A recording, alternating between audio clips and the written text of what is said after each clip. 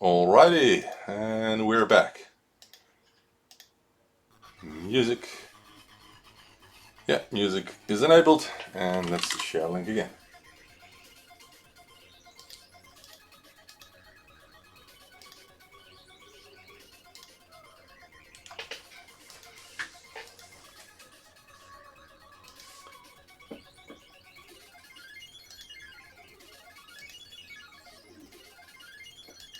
Part 2.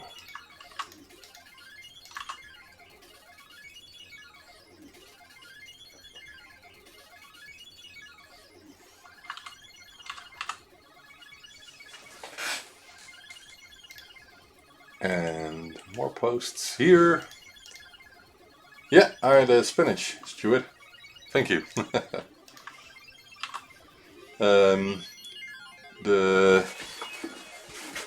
lettuce, spinach lettuce, how do you call it? But cooked, only cooked. I'm not sure what people have in the UK, but you can eat it raw, you can eat it cooked, you can eat it fined with how do you call it? With no, with cream, of course. Spinach with cream. I like that as well, but I like cooked the best, the most. Right, just a couple of more posts here.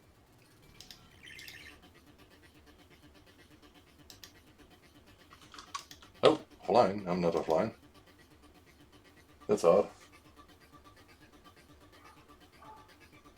I wasn't offline, was I? Anyway.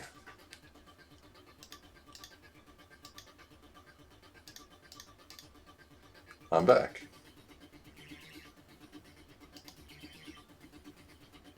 Strange. Not sure what happened. Okay, I hope the music is still audible and not too loud. Let me know if it is too loud, and we will continue with the ZX81 here, because I was adding the resistor for the output.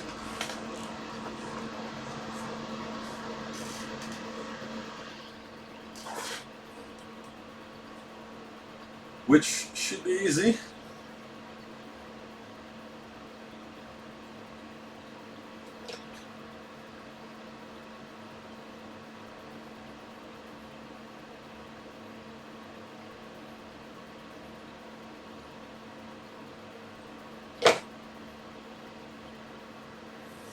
Right. Oh. Maybe I should have cleaned up in the meanwhile, but anyway, I didn't.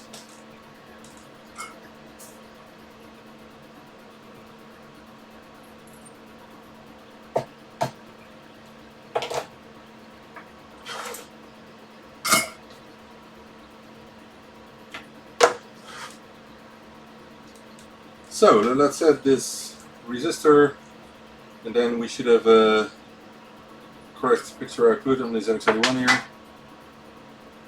As I said, I should also update the document a bit, so I won't forget next time that this 33 ohms resistor is mandatory for proper output.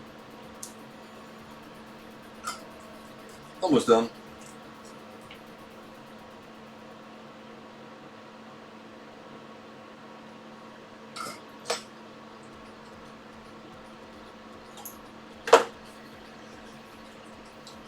Okay, so that's in. Let's do a test on this display here. I think it will work.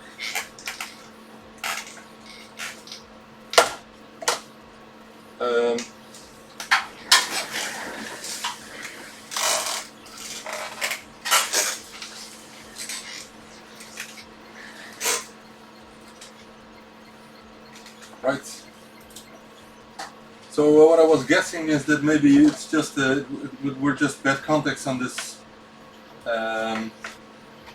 connector here, but I'm not sure. We don't have anything here. Now we really should go to the other machine at the other side of the room. So let's move the camera again. Oops, sorry. Sorry for the noise. I shouldn't have done that. Let's test it on this side here.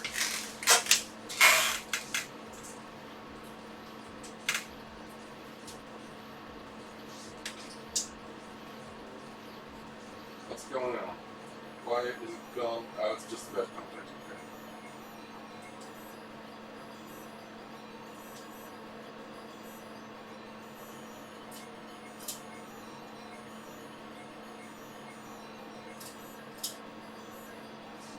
So I'm still doubting why it's not really functioning properly, but sometimes these connectors do not make good contact. Hey Brian, good evening.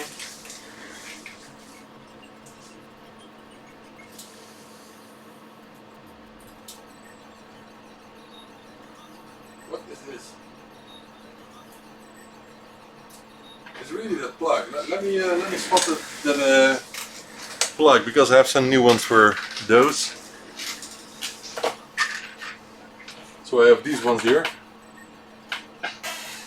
These are the new ones, which have one extra leg, but we just cut that off because there's no hole for it in the board usually.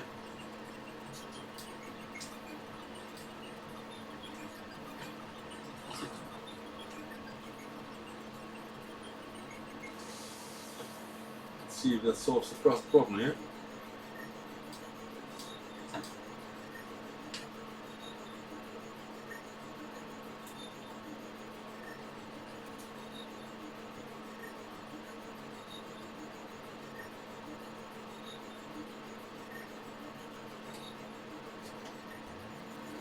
Right, that's out.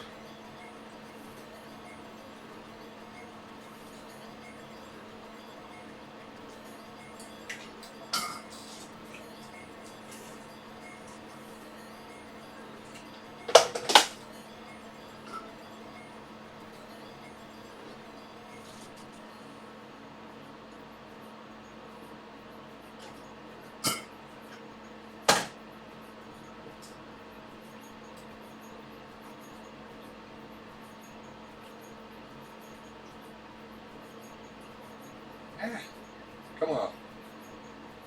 Do what I say. Right.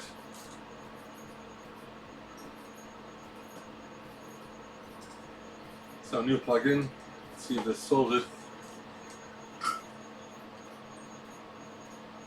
All stuff. New plug.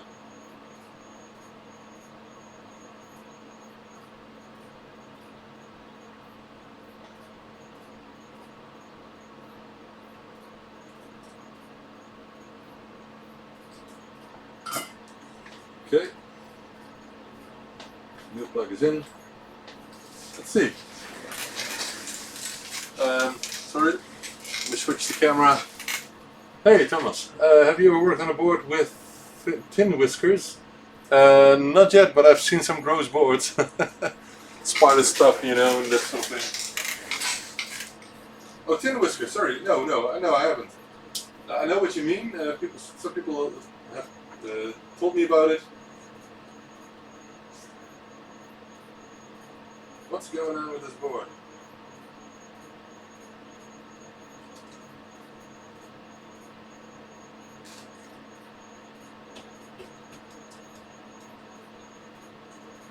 What is it? What is this?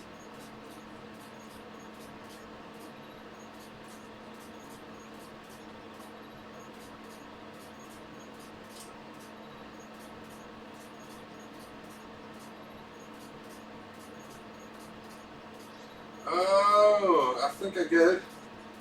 You won't believe this. You won't believe this. Let me show you. So I think the issue is that these connectors, it's not focusing on the connector, but anyway, they do not get in properly So I think they're shorting. The connector itself is shorting. Also the old ones as well. The plugs are not good. The plugs are no good at all. Okay, let me check if I have more other types maybe.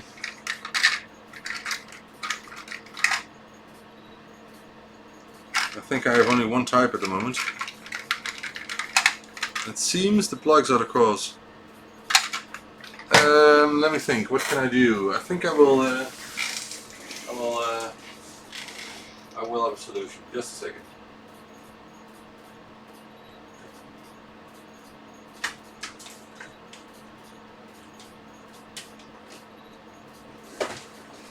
Maybe I can show you. I think it's different. I'm not sure.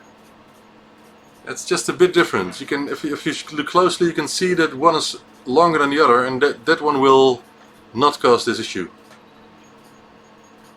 You can see it's about a millimeter different, so it's too short and causing a short. So I will just use this part of this cable here. Use this cable actually. I know it's not that nice, but I have hundreds of these cables.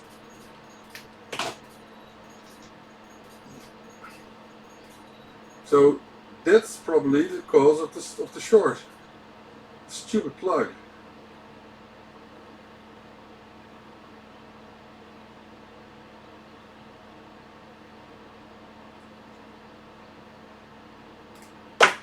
Right, oh, well, let's see if this solves it once and for all. So we can go on.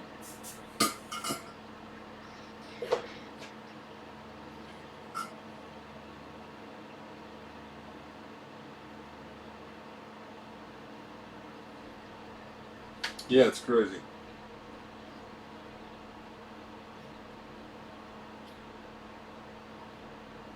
I remember I've had it once before, but I don't remember if it was the same situation as this or something else. That's why I just thought of it. Right. Let's do a quick check at the other side to make sure it's the correct polarity now.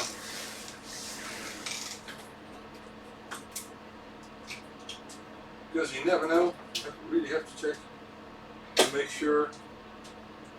We have 9 volts here. Yes. Okay. Let's see. Okay. So now it's no problem with the connector anymore. No shorts, nothing. The only problem is that we don't have a picture. I wonder what that could be.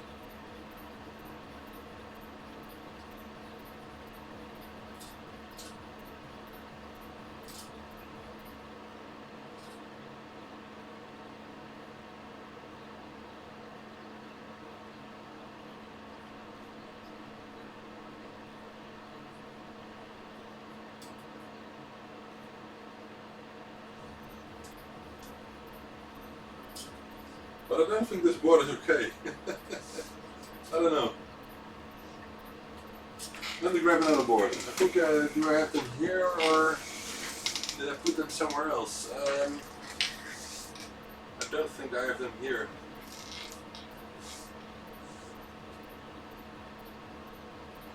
I'm not sure.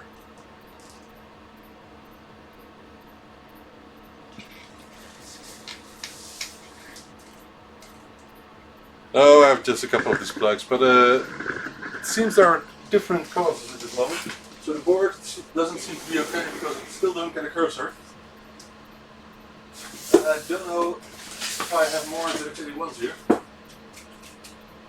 I didn't want to spend that much time on it because it's almost a gift to someone, so let me just see if I can find another one. What is this? It's a ZX80 box. Turbo sound in place. Twist the board. No ZX80 ones here. I think they're all in storage. So I'm afraid. Oh, of course we have one here. Look. Timex 1000, but I got one here. No, it's a 681.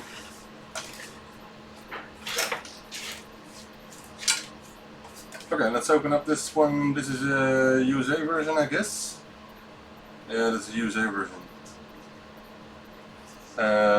So it's different, but there's no real use of checking this one out because I know it's different.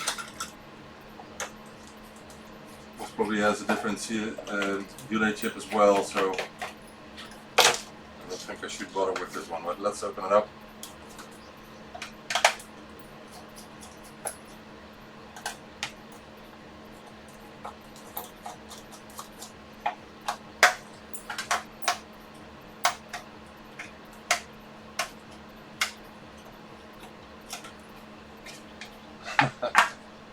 No, Mark, it's not your PS2068. It's for another time. Maybe later this evening, I don't know. We have to see what we can do. Okay, so this is a, oh, sorry, that membrane. I actually got the same ULA chip, so that could be interesting, but should I bother right now? It's a completely different board, so I wonder if I should do that.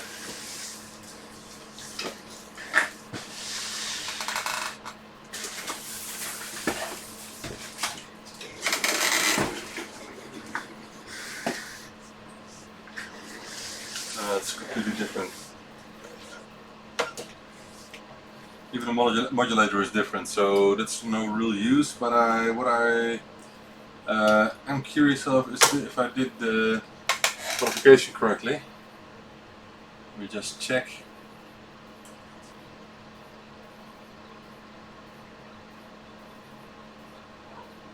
There's no problem with that. I think it should be okay.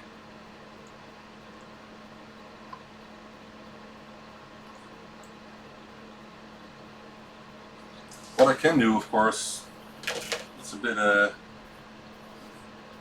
sneaky, is build in this American Timex model instead of the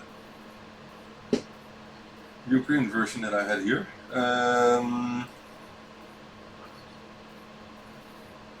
But no, let's not do that because it's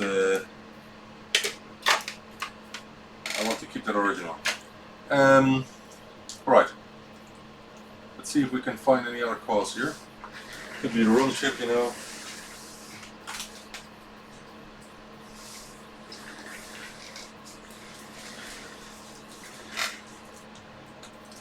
It's a pity that ZX80 doesn't have sound, you know, because otherwise you could have checked that there's key press working or something, but at this moment we cannot do much about this.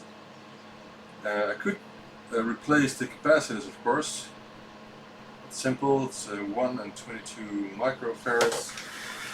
So let's do just that. Oh. Let me grab my capacitors here. I hope I'm not falling off my chair now because I'm sitting in a very strange way. Right. Oh, that's the wrong one.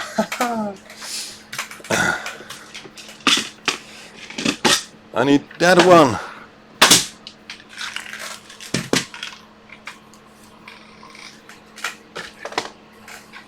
Yeah, I know, Mark, but the point is that one was the American version and the other one was the European version, so they have different modulators and different resistor values, so I don't want to bother with it. Let's just check what happens if I replace the capacitors in this one and see if that makes any change.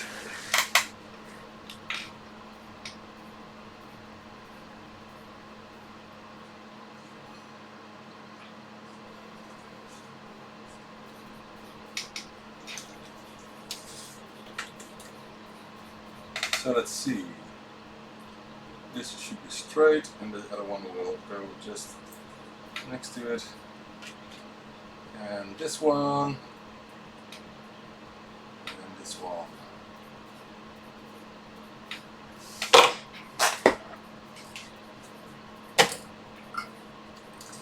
place them one by one.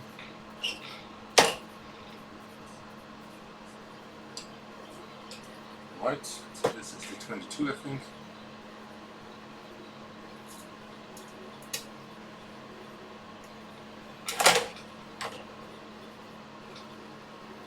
Yep.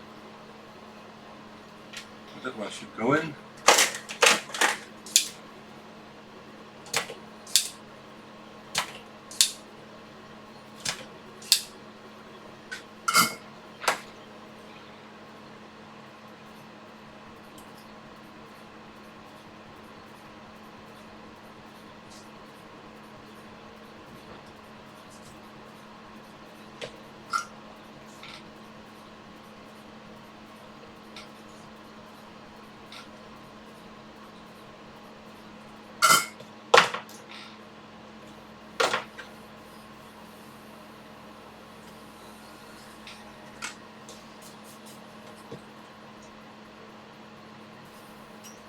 That's one, and now the 1 microfarad here. Samla, what was the Samla? Oh, those crates. Yeah, I've got plenty of them. I think 60 or 50, 70 maybe. The storage I use dozens.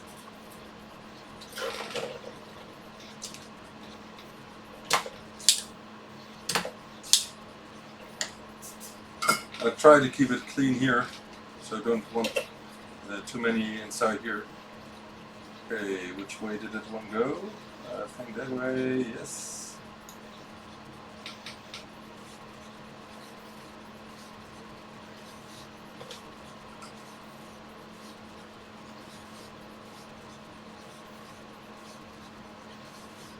So, we got new caps. Check out if that makes any difference.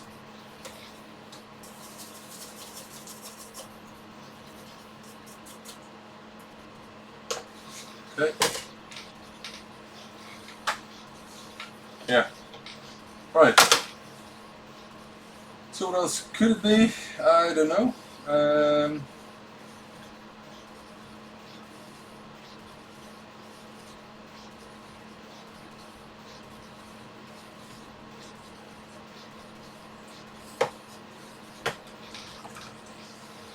I think I just will check it again. See if anything changes.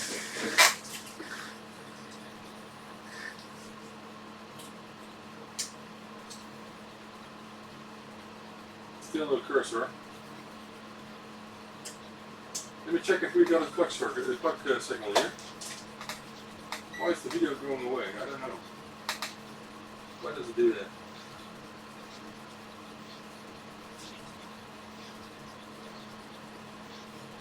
Six megahertz.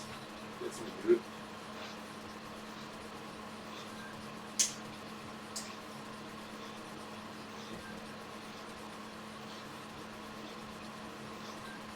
Six megahertz. I don't think that's correct.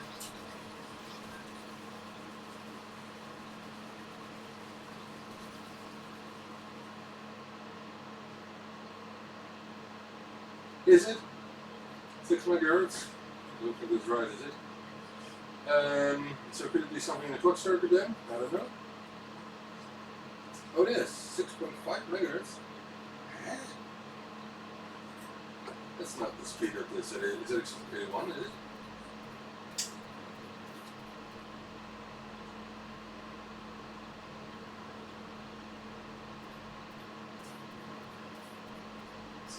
.3.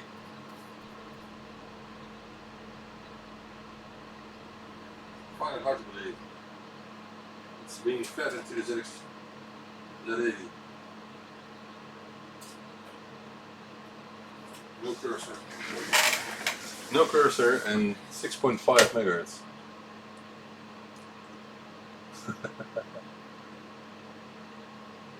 I take breakfast at IKEA from time to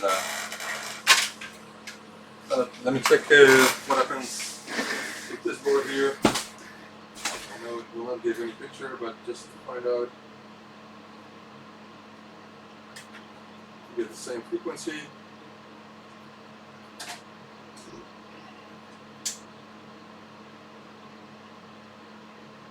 it's 3.3. So we do have some issues with the clock circuit on the other one. What could that be, guys? What could cause this clock circuit to behave this strangely? What could it be?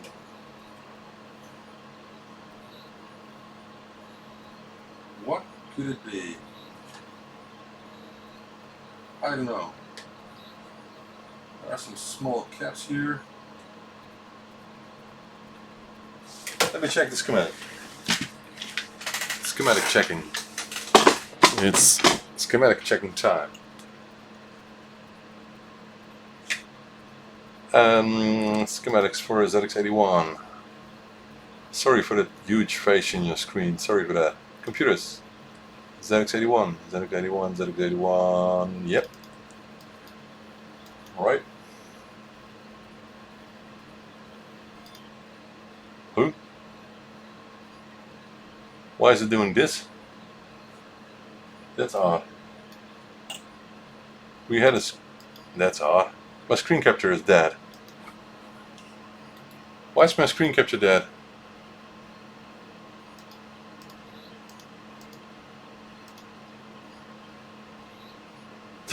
I've never seen that before. Why is this not working? This is working. This is not working. Since when is this?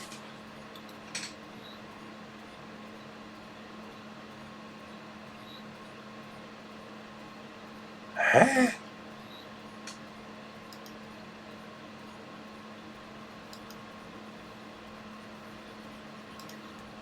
I don't know. I have no idea why this is not working.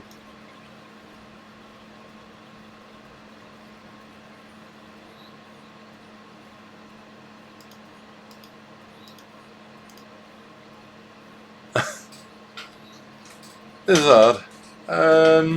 Well, anyway. We'll check the schematic anyway. No, it's just on the same machine. I got two displays on it, but it doesn't... it's the first time that it doesn't work. I don't know why. Okay, we got a schematic here. Let's see about a clock circuit. I see one. Sinclair Computer Logic. Wow. Okay, pin 6 of the Z80 is controlled by a 6.5 MHz crystal fed through a ZX313. And I would expect to see some kind of divider, clock divider circuit, but I don't see it here. This is getting strange, more strange by the minute. I don't know what it is. Yeah. Could it be the transistor? That's an easy test, of course. It's 2 minutes work. Could it be one of the small capacitors there? I don't think so, but you never know. Okay, my best guess so far would be the transistor. Though it would surprise me if it's dead. But this board is not working with me, so you never know. And there is a resistor connected from 330 ohms to 5 volts.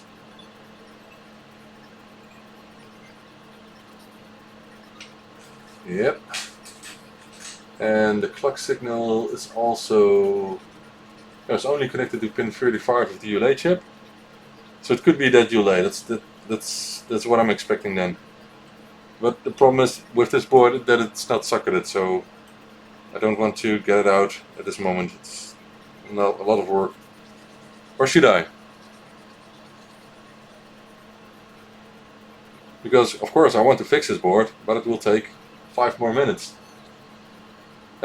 Let's first do the transistor test and then get out the ULA chip. And there's another transistor, and that's for, let's see, tier 1. Where is that located? Tier 1 is for weight signal, doesn't matter. So I could try swapping tier 2, which is ZX313. I have lots of them tested, so let's grab one. Oh, I'm dropping one. Where is it?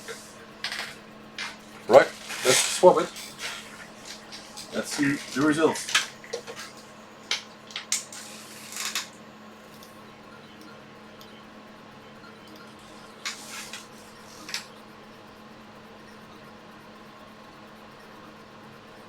No, it's not back. I just wanted to screen share, but the screen share doesn't work. I've never seen it before. I've never had a screen share not working. I can get that camera's not working, but a screen share should just work from OBS. So that surprises me. But anyway, I guess I should have restarted it before clicking enable stream again. So it's probably it's still active somewhere and it's not released. I don't know. I'm not the developer of this software, you know.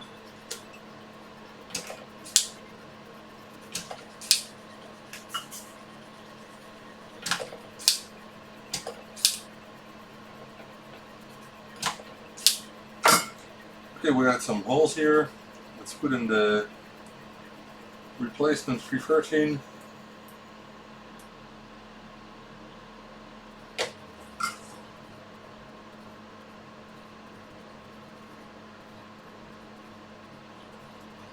So that one is in. Let me check for a second how long this video is going on. Okay, half an hour, so we have plenty of time. Alright, let's do an animal test. Sometimes I just hate it that things like wrong plug can actually cause trouble and you replace stuff and then you find out it wasn't the cause and man, hey, where's my signal now? Now I don't have anything. No picture at all. Oh, here we have a picture. No cursor.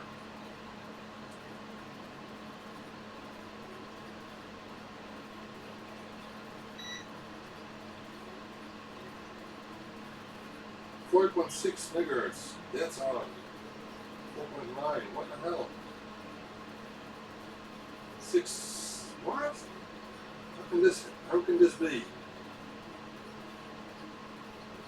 This is so odd. What's wrong with this board?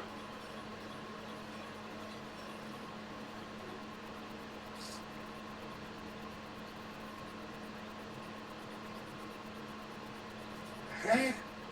I really don't get it. I really don't get it.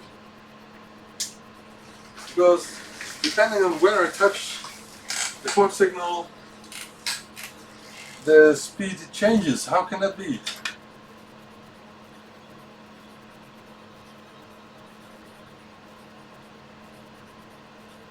Okay, I really don't want to do it, but let's remove that ULA chip and test another one. Fortunately, the American version has the same type. We can test that.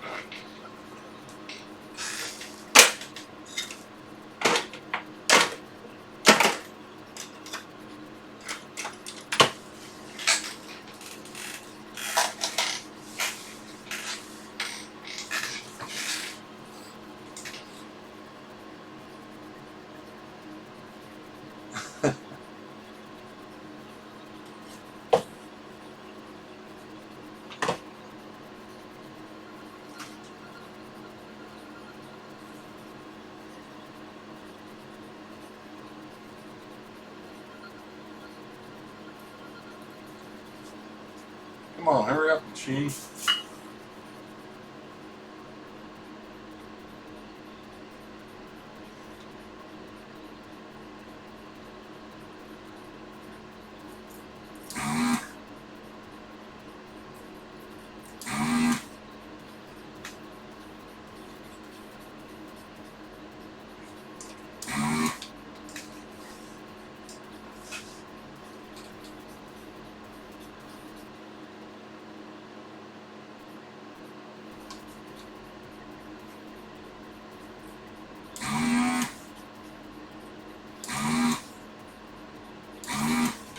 I really should get some leaded solder wire for these things. And I had plenty, but I ran out. So I need to get new stuff. But I was hoping that I could just get over to lead-free solder wire, but it's just worse. It's not good to use for this kind of things.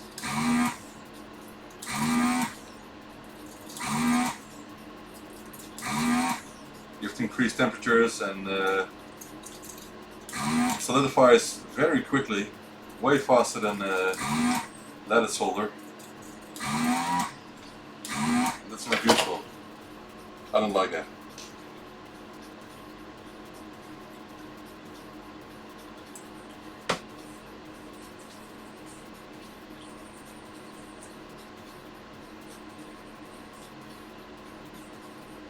It gets locked up again, so just a second guys. I need to do this from time to time. Maybe because this is the unleaded solder, but I think it sounds it's filled up. I'll show you. Let me clean it.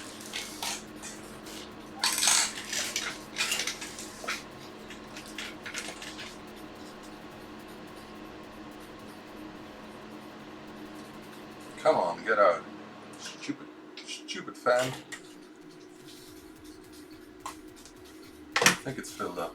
Yep, it's filled up. Oh my god. There's way too much in here. Ah.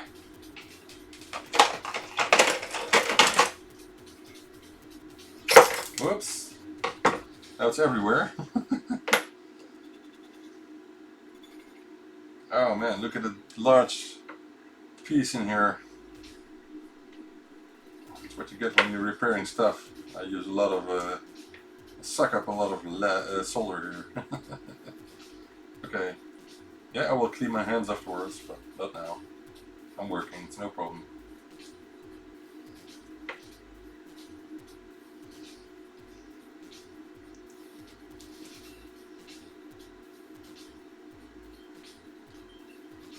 Right, okay, let's put it back.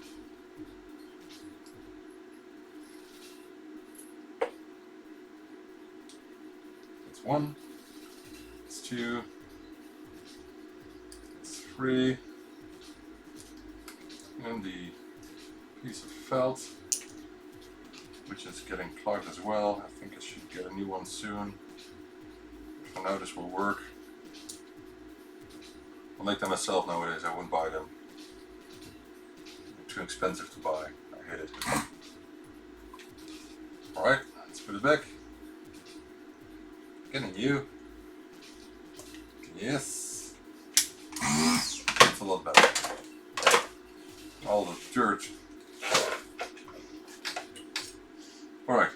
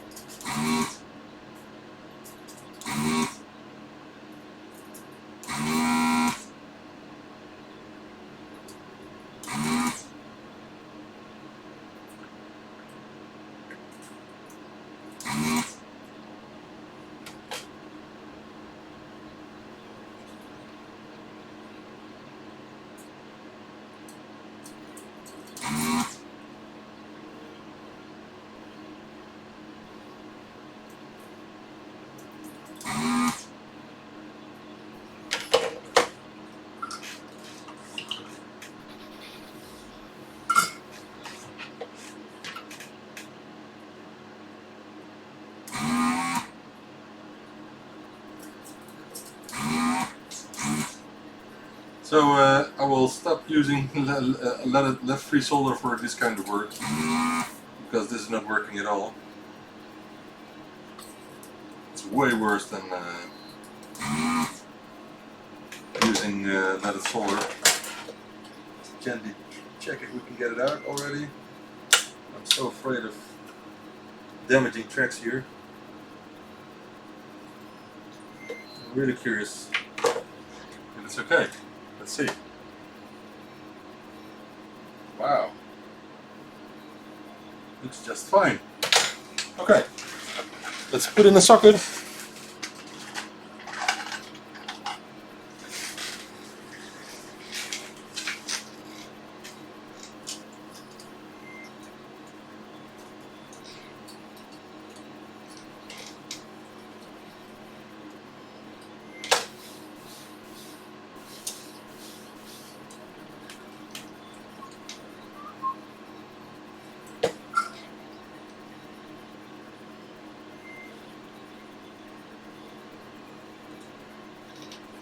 Right.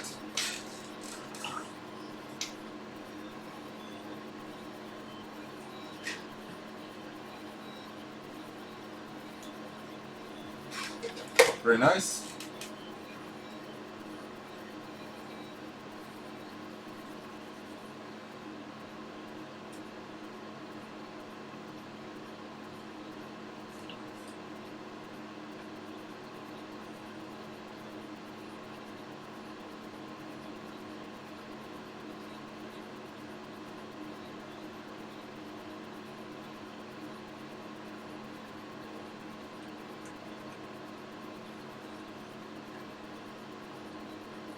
So the question is the unit chip defective, and will a replacement for that solve all issues or not? Because we even didn't get a proper clock signal, and the clock signal is fed into the ULA chip first, and from there it will feed the Z80 with its clock signal, which should be 3.3 or 3.5 or 3.25, I don't know, megahertz. Wasn't the case. Could still be the crystal oscillator itself, but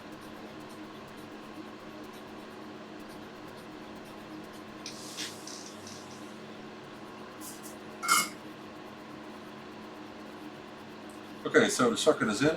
It's almost time for another test.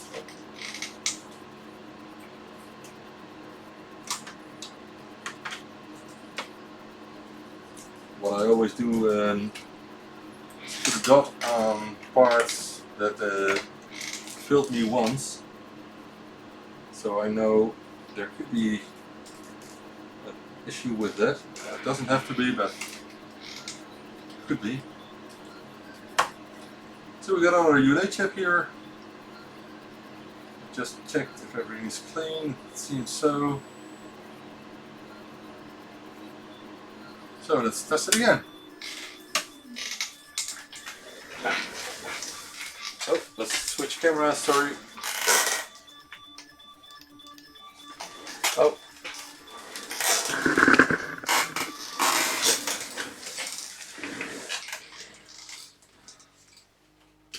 I don't expect too much from this, but we can try, you know. Still no cursor. Let's see if we get a proper, yeah, we do get a 3.5 megahertz now. Is that for sure? No, it's unstable. But in that case, I would think the clock circuit is failing. But there aren't many parts in here, so I really wonder what parts I could replace to check that out.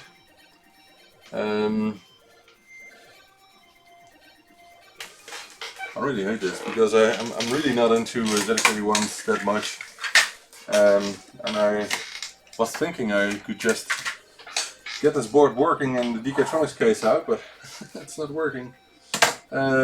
Still know what is causing this issue here.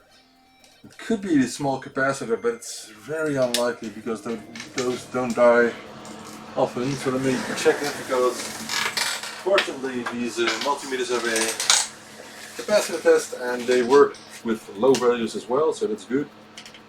Yep. But I'm not sure if they pick up picofarads, and there's one picofarad capacitor here, which is C6.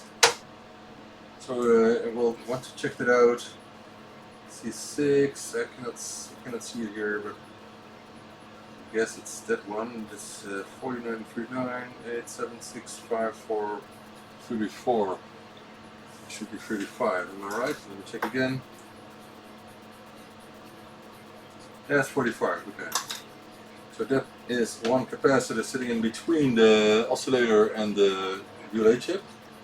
Could be cause, but I don't think so. But I'll have to check it out, man.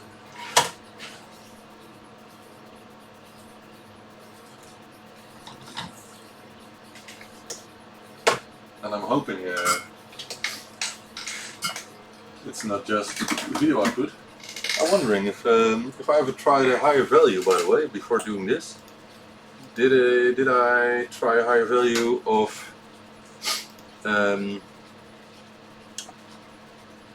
that resistor? Let me check. No, 33 ohms, and even smaller.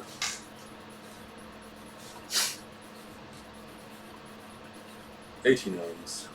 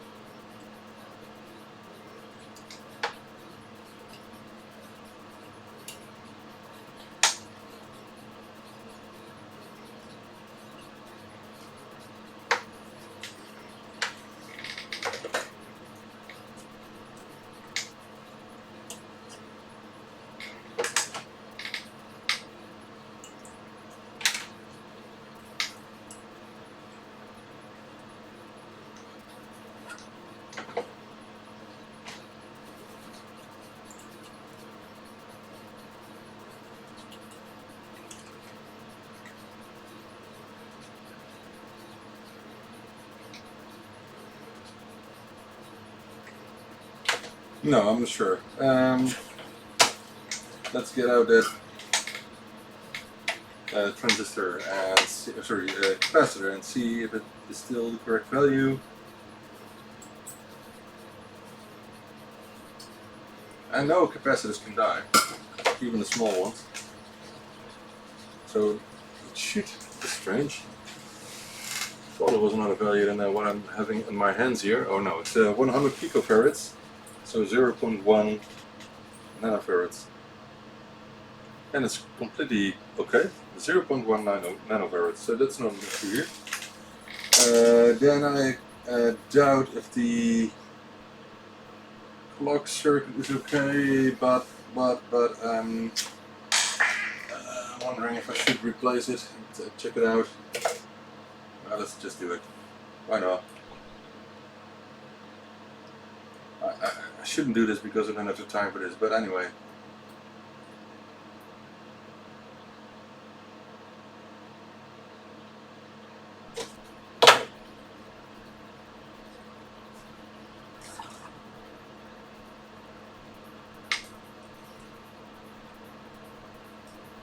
It's right next to it, so it's quite easy. Just want to put a dot on the board because the oscillator also has a dot to show where the dot should go. Same on this one. And is it the same frequency? Yes, it is. So the frequency of the Z80 relay chip is the same. So let's get it out. That's the last thing I'm going to try, guys. Otherwise, I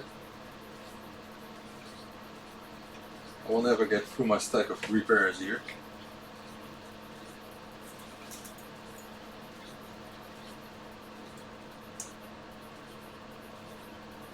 Okay.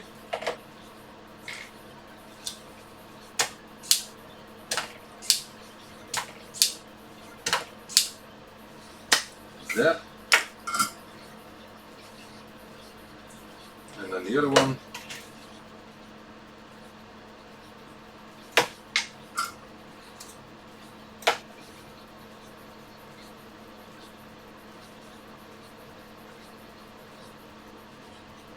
I still find the solution, Sinclair, how we got the Timex machines through the FCC with these parts here. They're from how do you call it? Clips from those magazine holders, you know. Right. So that one came out. Let's see if we can put it in here, and let's test it once more.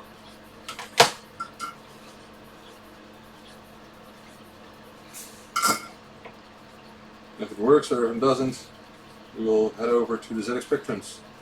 But plenty more. Oh.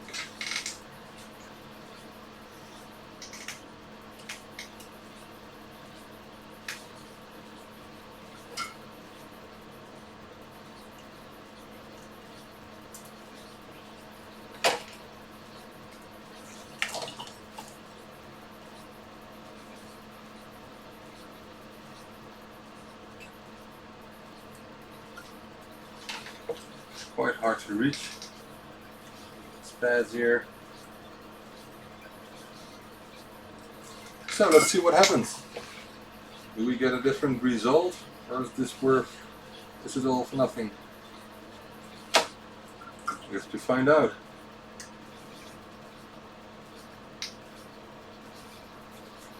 And I'm really missing my leaded solder. Right.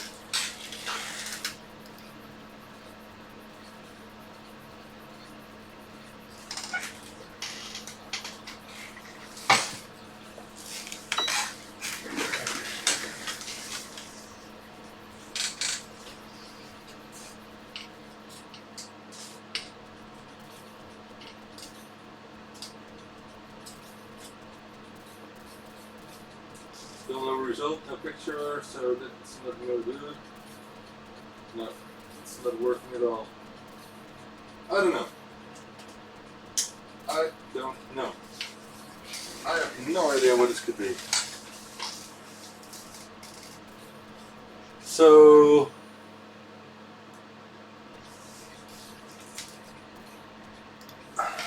oh, you didn't see, sorry.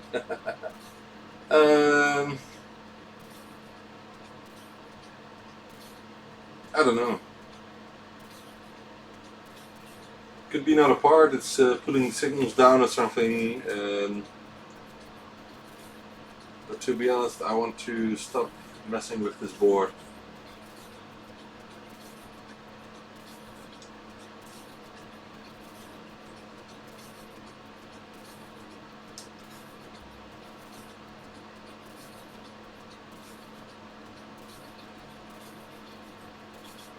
So I guess I just have to pick another ZX80 from, sorry, 81 of course, from my stock, and I will use this board for parts then, to complete the one for Claire here. So let's put all the parts together, and let's get on with something else.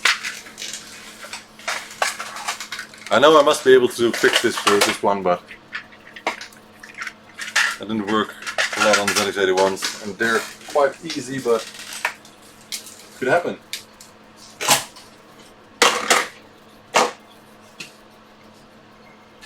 Let's save all the other parts, of course. Let's make some space for the next machine.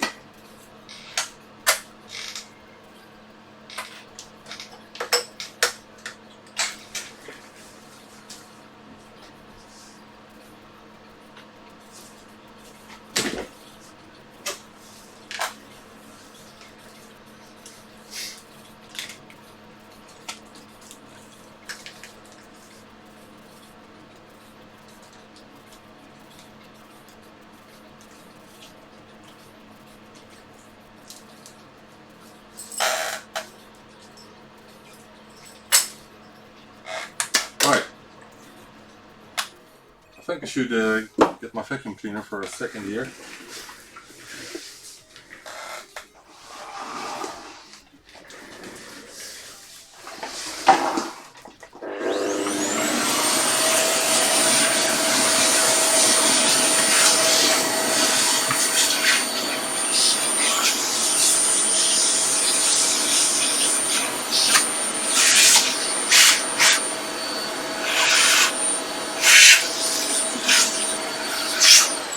Right, that's a lot better. Next machine. What do we have here? Oh man, a couple of boxes from Italy. A couple of machines from Italy, I mean.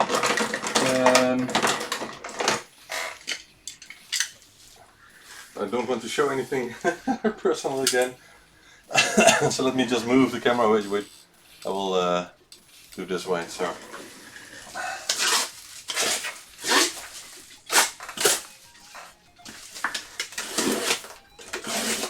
I have to check from who this was.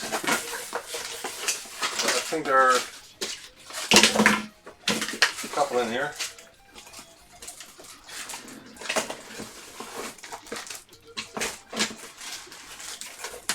No names on it, okay. I think there's, what was it, a toast rack or something? No, there's no toast rack in there. Okay. I'll check if there's nothing else in this box, but it looks empty now. Oh.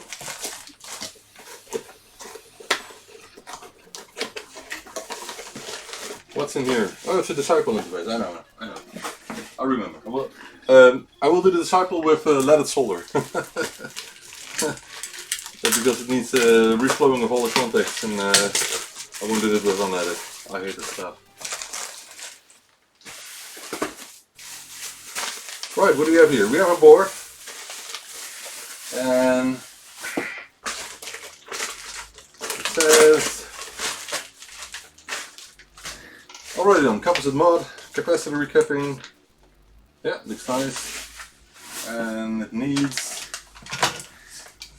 repair. It doesn't boot up diagnostics. Faulty CPU question mark. Could be. And of course the relay chip needs to be heat sinked. So let's do a quick test on the other side, and I would also replace the 7805, but move it over that way again. Let's see what it does.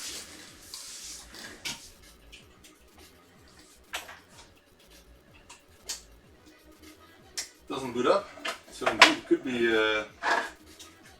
Z80, but let's see what this says. It does 2 bits and then it stops. Now it goes on, okay. Boots up. So what's going on here? I think it's in the dirty edge connector, but let's see what the diagnostic says. Oh, it's rebooting.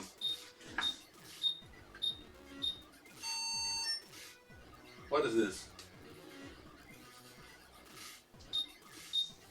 What is this?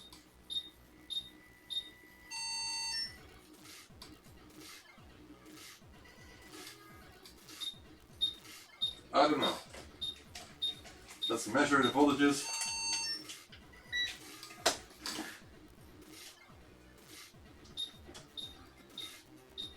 Volt is a bit low. It doesn't necessarily have to be an issue, but 5 volt is minus 3.5. Could be an issue as well.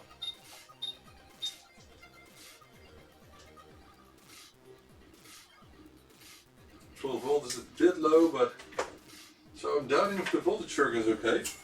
So what I'm going to do is I'm going to replace the 5 volt regulator with a switching one from Tracker Power.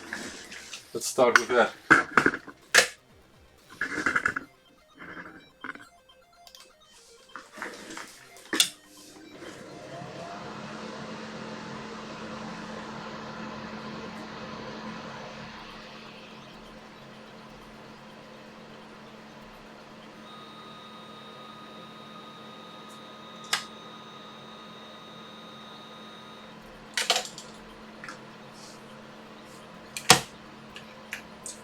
Right, 5-volt regulator. This is getting hot in what is it? 1 minute or something. I would like that. Oh man, I really need to get all the solder. I do have the remainder of leaded solder here, maybe. Oh, there's nothing here.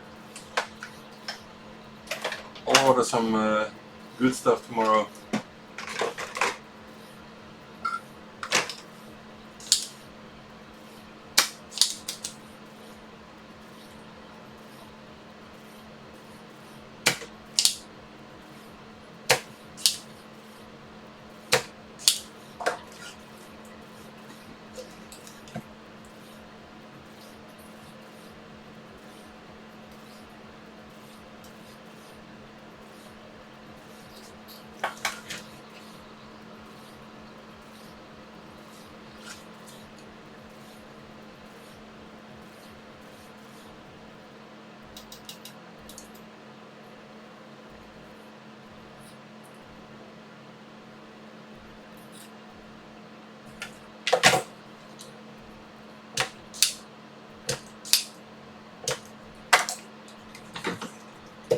Right.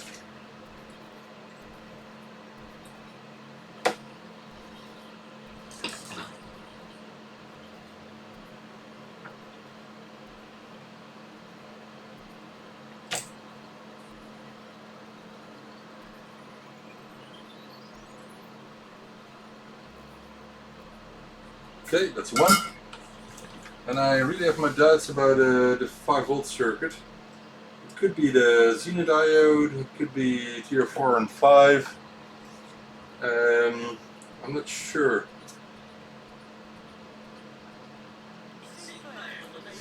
Oh, what the hell?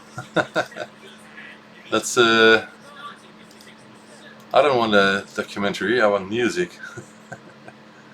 Alright, let's find another video, a long one please. A long one.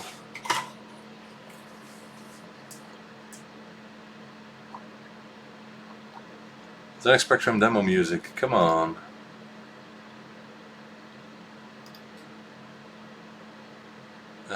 Long ones, yep. What is this? There's nothing. Mega demo, maybe this is something.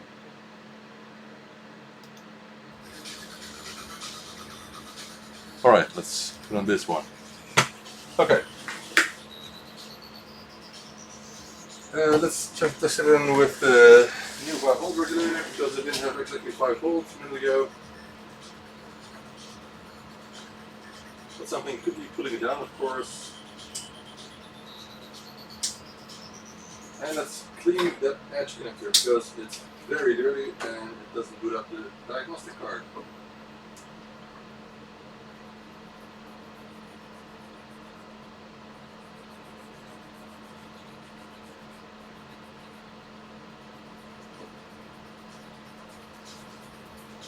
Very dirty.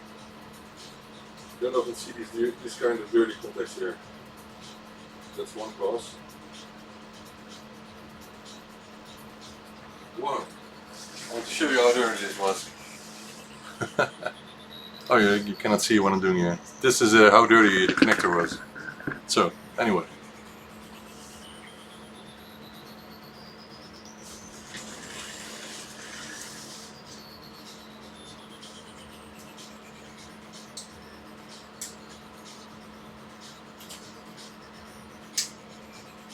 Why is it not booting anymore?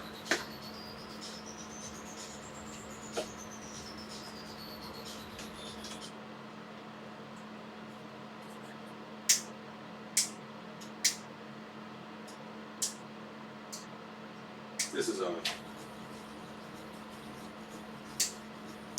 I have no idea what it's doing.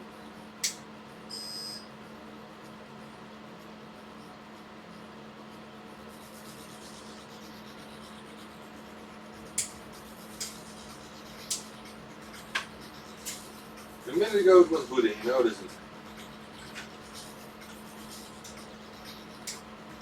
So maybe it is the Z80. Maybe it's hanging by a thread or something. So let's just get a new one.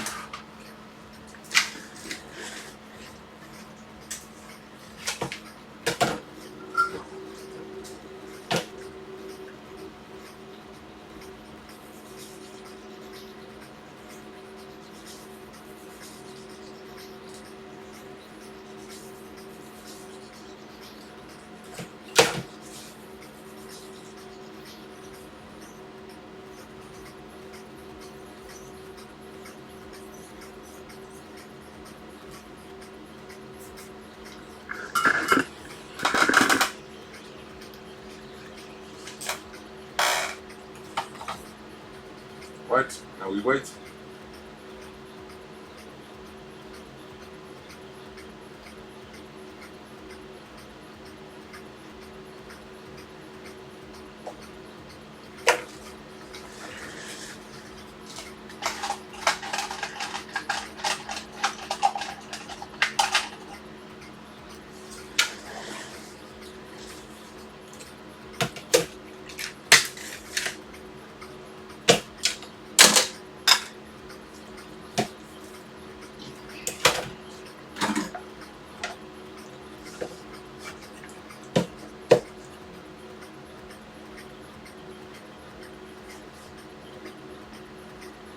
This takes so long. I should have powered it on a minute ago.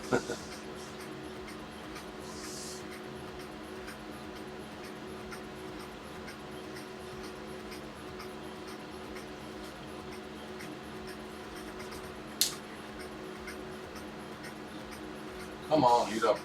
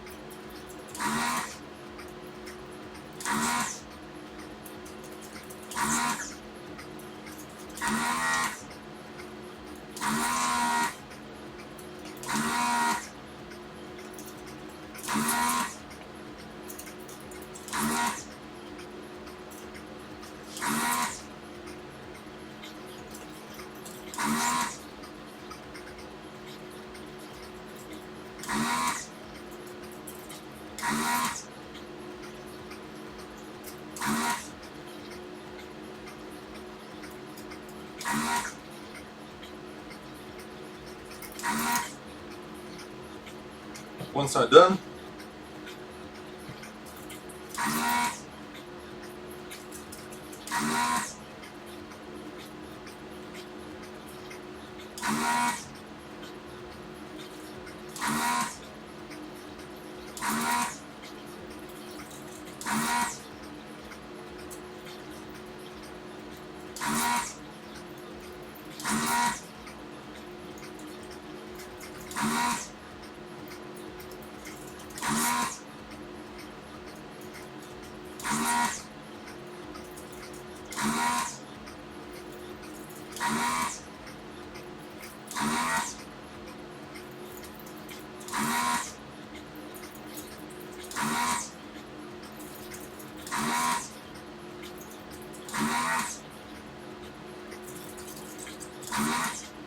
Actually, I still think it's the power, the voltages, because getting only 3 volts on the lower power chip, lower RAM chips, will result in all kinds of strange behavior. So I think I should check the voltage circuit, but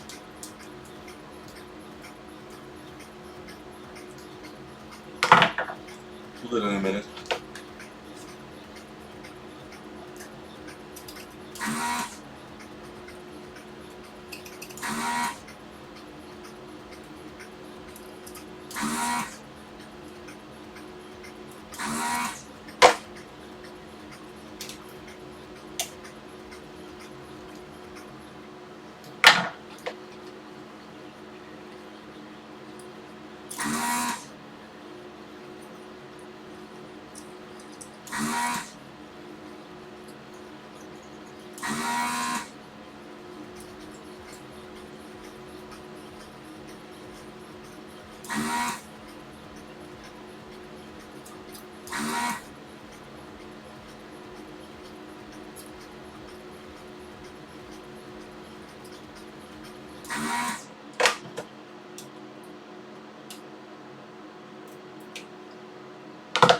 No track damage.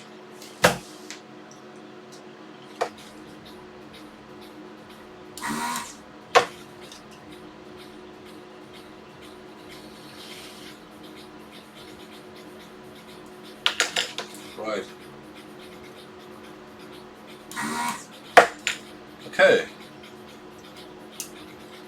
So what I will do first is test this Z80 in another board, in the test board. And most probably it's just fine. Because I should have first checked the voltages again.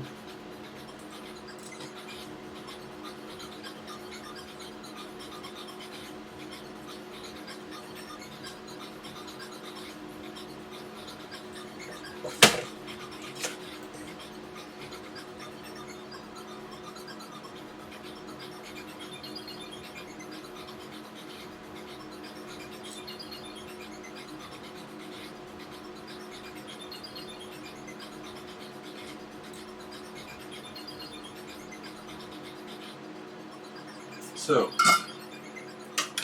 let's see if the Z80 works in my test board. And if it doesn't, then it's a good thing, then I know it's defective.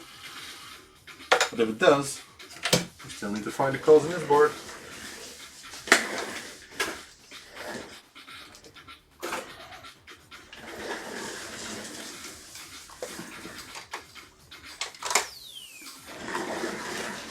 Oh, sorry.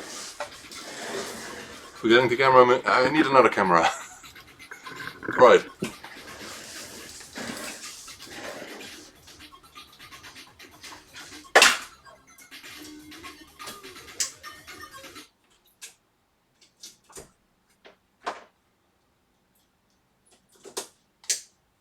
No, the Z80 CPU is not working, so that's a good thing. That one is dead. Right, I love it. Okay, now let's get a good one then. Let's see if the problem has been solved. Who's there? Let's see. Anthony, hey guy. I'm fine. I'm just very busy. Way too busy.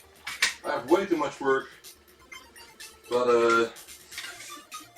I always think if I just go on,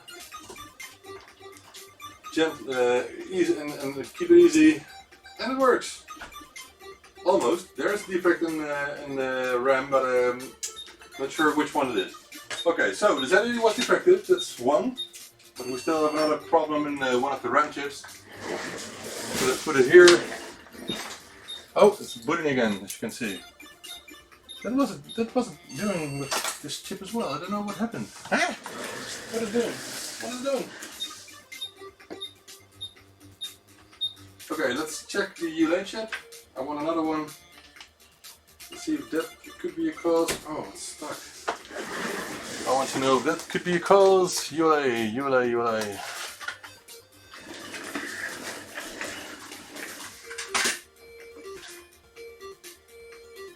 Yeah, it's 7. I need a 7. Yep.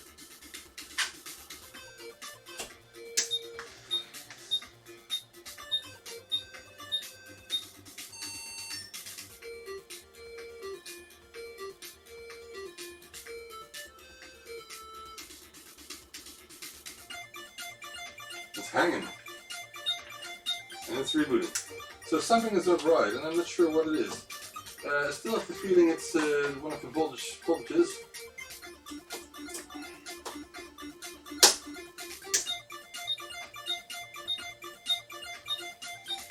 Because there's some screen garbage. So I think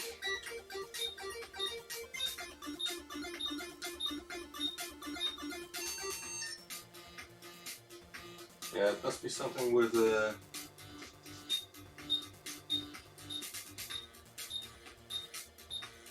voltages, and I wonder, I get 3.5 volts about, not, sorry, minus 3.5 volts on the 5-volt circuit. So I do wonder if that's caused by defective RAM chips, but I don't think so, because we have some picture with no lines or something.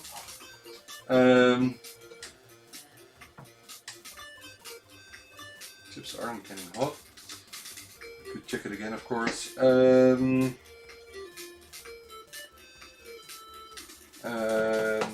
Let's see. Let's think. What could we do? I saw a line once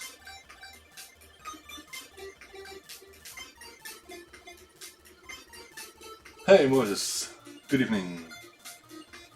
Thanks man. Thanks Anthony. Okay, I'm doubting what this could be. Maybe it's just a dead RAM chip, you know?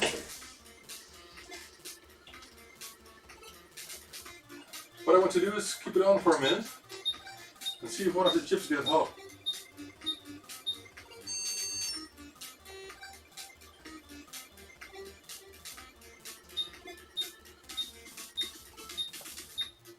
There is some garbage on screen, but I don't know if that what that could be. Let me check the other cartridge here.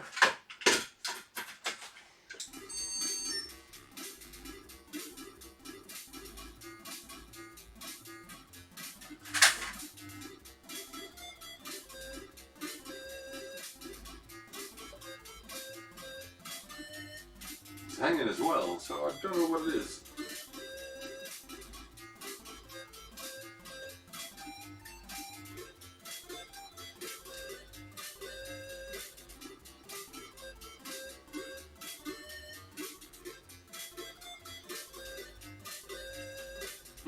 Still don't know.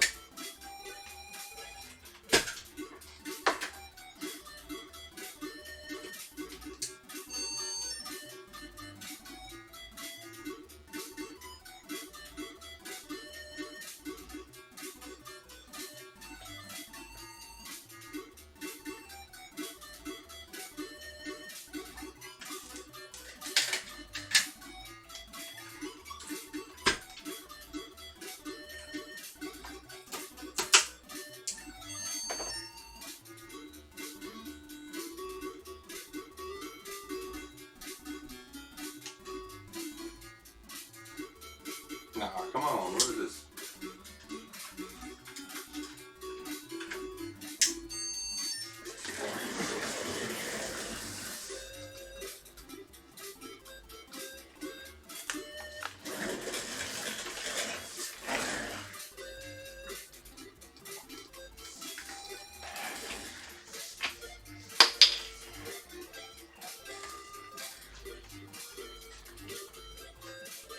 I have no idea what is happening. Diagnostic hardware not detected. Why?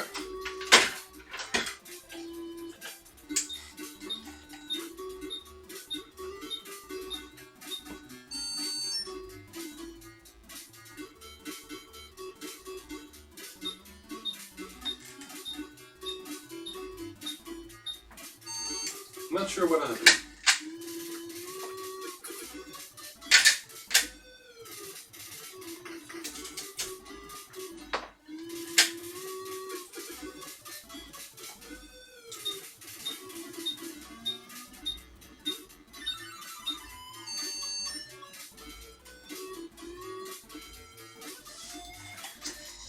Wow, it's cool. It's doing all kinds of strange things. What is it doing?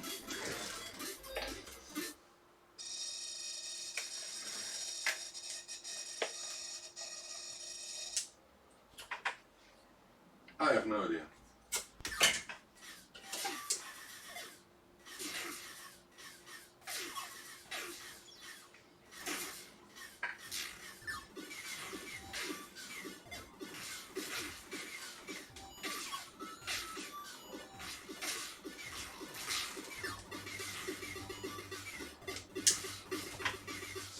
Okay, so when I'm booting the machine without the diagnostic cartridge, I can see that there's one line is doing something strange, and that could mean a couple of things. One line on the screen, you know. That could mean that this chip is defective, or it could mean that the upper RAM chip that corresponds to the same data line is defective. So let me pop up the documents, memory, locations.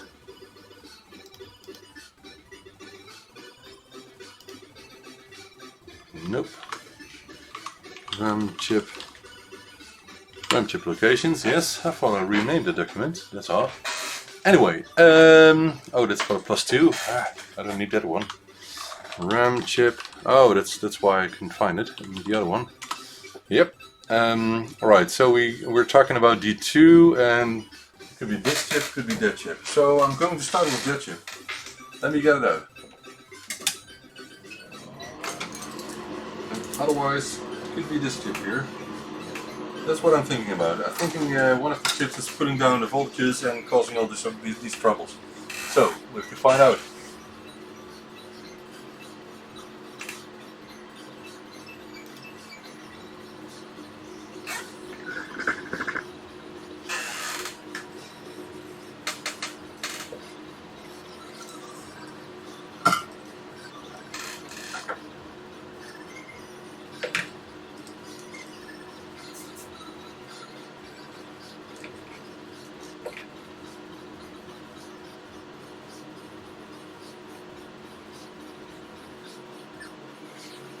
Let's first get out the lower run chip, because we got 3.5 volts where it should be minus 5 volts. It's very likely because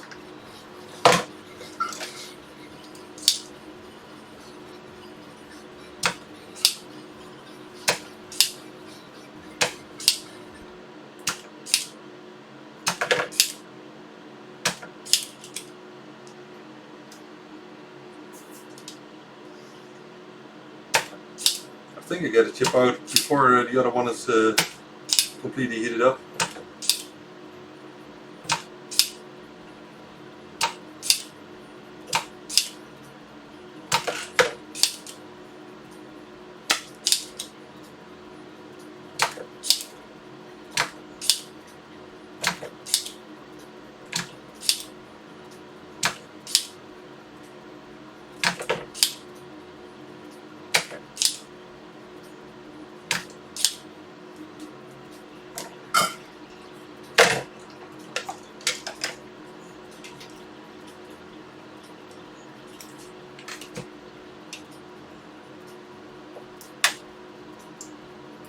No, it seems, no, it's okay.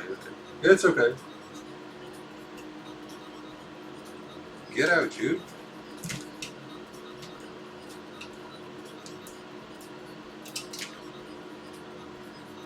Right.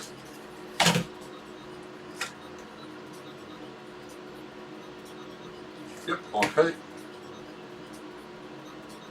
Let's just see what we can swap here.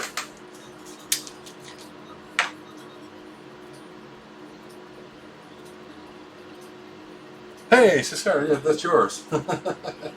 Nice you're in the chat, man. I was just talking about the solder wire I'm using. I didn't buy new leaded solder because I had a roll of unleaded solder, that's free solder, but it's just bad, so I won't use that for your Disciple interface. It's not a problem with repairing ZX Spectrum, but if the Disciple interface needs reflowing of all contacts, I will use leaded solder for that. Let's see what it does now with the one RAM chip removed, and let's find out if we get a proper minus 5 volt.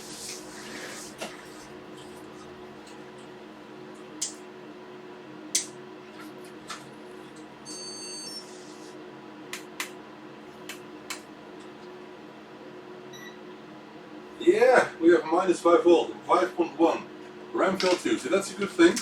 That's exactly what we're expecting. So I think you can, when you have a low minus 5 volt and the rest of the machine seems to be working, then you can tell that one of the RAM chips is dead. And you can tell it by, for example, booting it up without a diagnostic product on it, and see if you can see on the screen if one of the chips is actually behaving strangely. So let's find a chip that's almost the same year and type and brand, of course. STC is the case. And let's see if we just solved the problem with this machine. So we had a bad Z80 on this board, and we're now solving an issue with one of the RAM chips.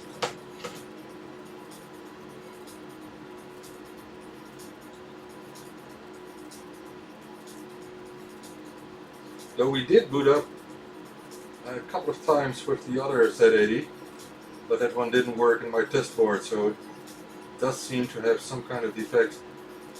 Not sure what, but first let's see. This machine will boot again now.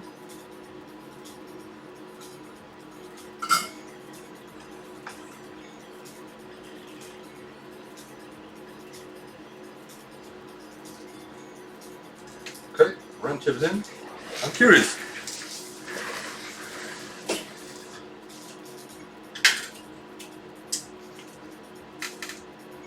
It's still doing not what I expect. What is it doing? Do we have -5 volts still? Yeah, we do still have -5 volts. That's not the issue anymore. So what is the issue then? Yeah, I think it's the high RAM chip then as well. Let's see what it says. And if that's the cause, it will definitely tell that it's a high RAM chip. So let's see about that. That's rebooting, and I don't like that at all. Why is it rebooting? Run the damn cartridge. Yeah, come on. But maybe it's holding the data line. That could be a cause. Yeah. What does this one do? Okay, this one says diagnostic hardware not detected. Yeah. Thank you. Well, okay, so what could be the case here is that that data line 2 is damaged in some way by something. So we could get out the one in the upper RAM as well, because we just did solve the -5 volt issue. So I do wonder if indeed something damaged the D2 line. I just hope the ROM is still working. We don't know that yet. So maybe the ROM is failing as well because of that. So maybe some external device has damaged data line D2. I'm not sure. Can't tell.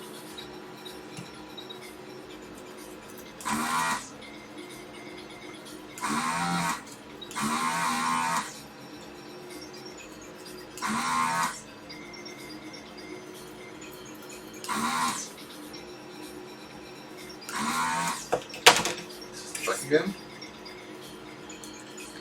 Nope. Nope, it's open.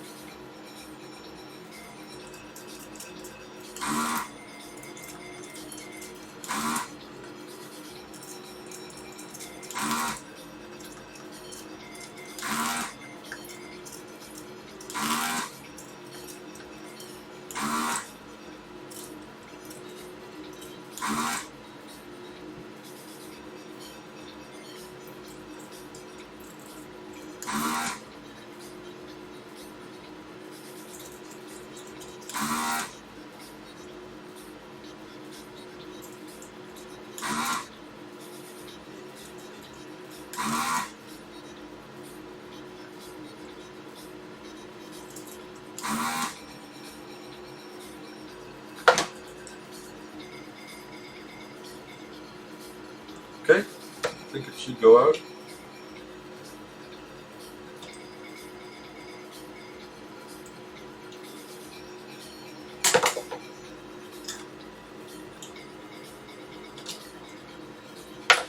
Alright. Some small cleaning. I wish I could already, Moses, but time is the big issue here. But you know, when I find more time, or maybe because of Brexit or something, I have to investigate other areas, then I will. I also would like to expand my work by, but only if it's necessary, because at the moment I have Mansfield. But I want to expand my work, for example, by offering my production line here with the pick and place machine and the oven for small series production for prototyping or something, if people need it, because there is a really big demand for that for small companies like like my own. So it could be an interesting thing to dig into.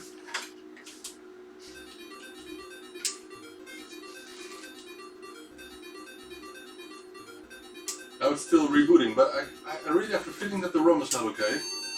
Let's see what it does when we do the dive again.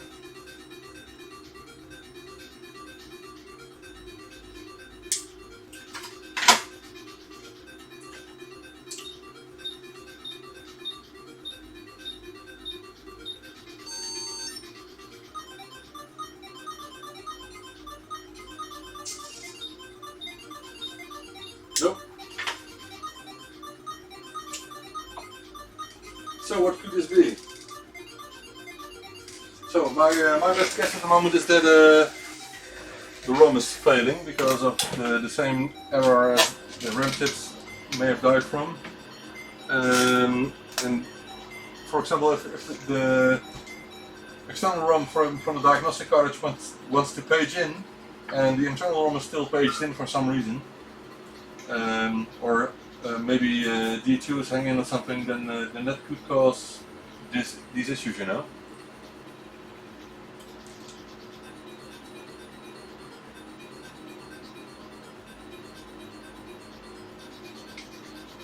So let's remove the ROM and see what happens.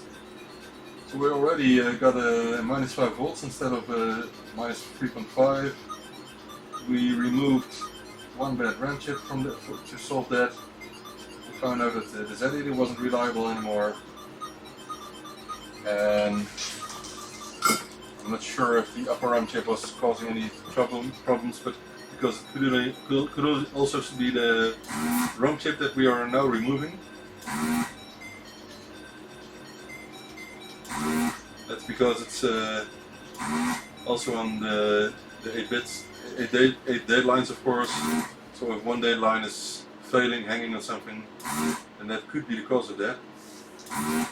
But still, the PCF 1306 chip in this issue 6 board, 6A, could be a cause, because it's a collection of all the 6 logic chips and more that were present on the earlier boards, issue 4, 3 and 2 and 1.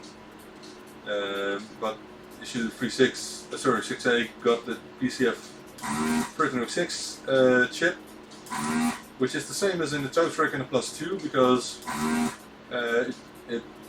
it's used to control the upper memory and the 128K memory in the 128K models. So Sinclair thought of developing that chip to replace the other logic chips, which are probably back then quite expensive, and also to use it for more memory access.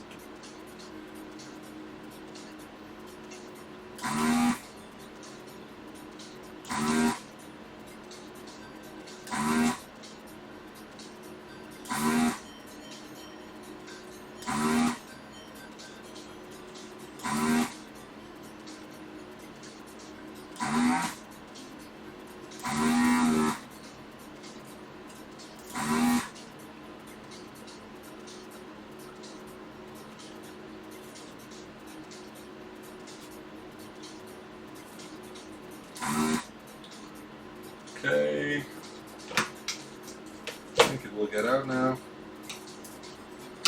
Oh, it goes very, very easily. So, let's see what happens now.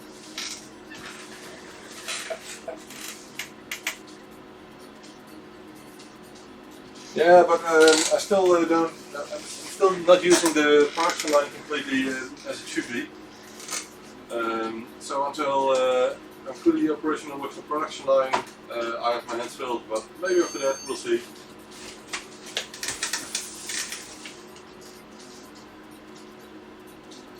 So ROM has been removed at the moment, and this is good.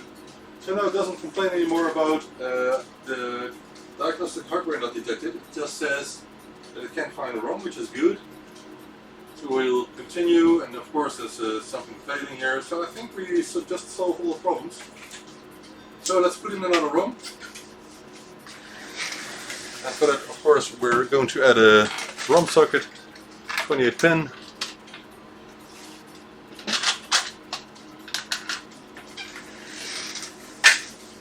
So this one had quite a tough defect. So again, it seems that data line 2 has been damaged, and so the lower RAM chip from data line D2 was defective, damaged, causing the minus 5 volts to get only to minus 3.5. So it was putting it to ground, you can say that. Then maybe the RAM chip also was a cause, and we can test it on another board in a second, and we'll test the chip so we know if the chip is screwed or not before putting it back. And I'm going to put in an EEPROM here because I'm not putting in the... Oh, and for that we also need another fix here, so I have to do that as well because the EEPROMs are not compatible with the original spectrum rooms. So we have to combine two select signals into one with two diodes and a resistor. It's quite easy, and the same is needed for boards that have a NEC ROM, which have a low power stage and that need more time to revive from and come back to active state, which causes problems with diff-ID interfaces. So when the board has an NEC ROM, I always perform this fix. So let me get two diodes here. It's described, of course, on ByteDelight somewhere. You can Google for diff-IDE, EEPROM fix, NEC fix, something like that. You'll find that document. I won't give you URLs because if you look for it by Google, then you will just find it as it should. Hey, there's a new speaker on this board from Final, I guess. The expensive ones. But I also have a very low in stock of original speakers, and they do die from time to time. So I hope you can still see what I'm doing here. So it's a lower RAM chip and a ROM, yeah, and a ZADI, Cesar, because I already replaced ZADI. It's here. Oh, sorry, here it is. It was underneath the display there. So I will test it again, but most probably that's failing as well because it didn't work in another board. But it did work a couple of times in this board, so it has a defect, but it's not entirely defective, but maybe it's also damaged D2 line, you know, data line 2. It could be the same. So some part of this machine or an external device seems to have caused damage on this board. That's my best guess.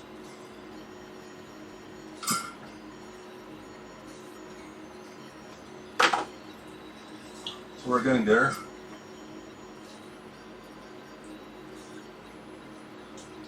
Just have to add a resistor here. Pull up. Oh, that's a pull down, by the way. So I'm combining two select signals for the EEPROM, and then that EEPROM will work in this board just fine.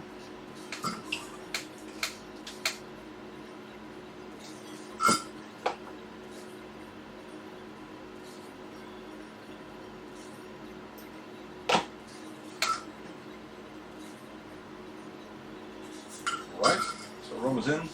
Just need to check the 4532/3.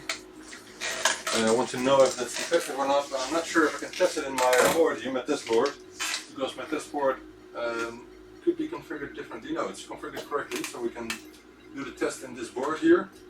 So what I want to see is if this RAM chip is working properly or not. But I don't think so. My best guess is that that as well. So it's a D0. It's in position D0 at the moment. Let's see what it does. So this is my test board to find out if your chip is okay. And if it's okay, we can put it back. Seems okay.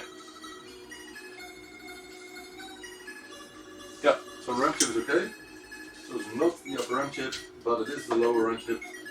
We solved it already. So let's put it back in your board.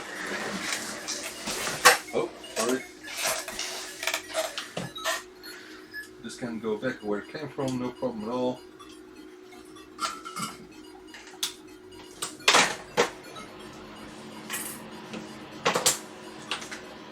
Yeah, we'll test all the parts again later on, so making sure that they're actually defective or not. Because I hated to waste these original parts. It would be a shame, you know. But if it's that, then it's that. I need some water. I'm thirsty. Where did I put my other water?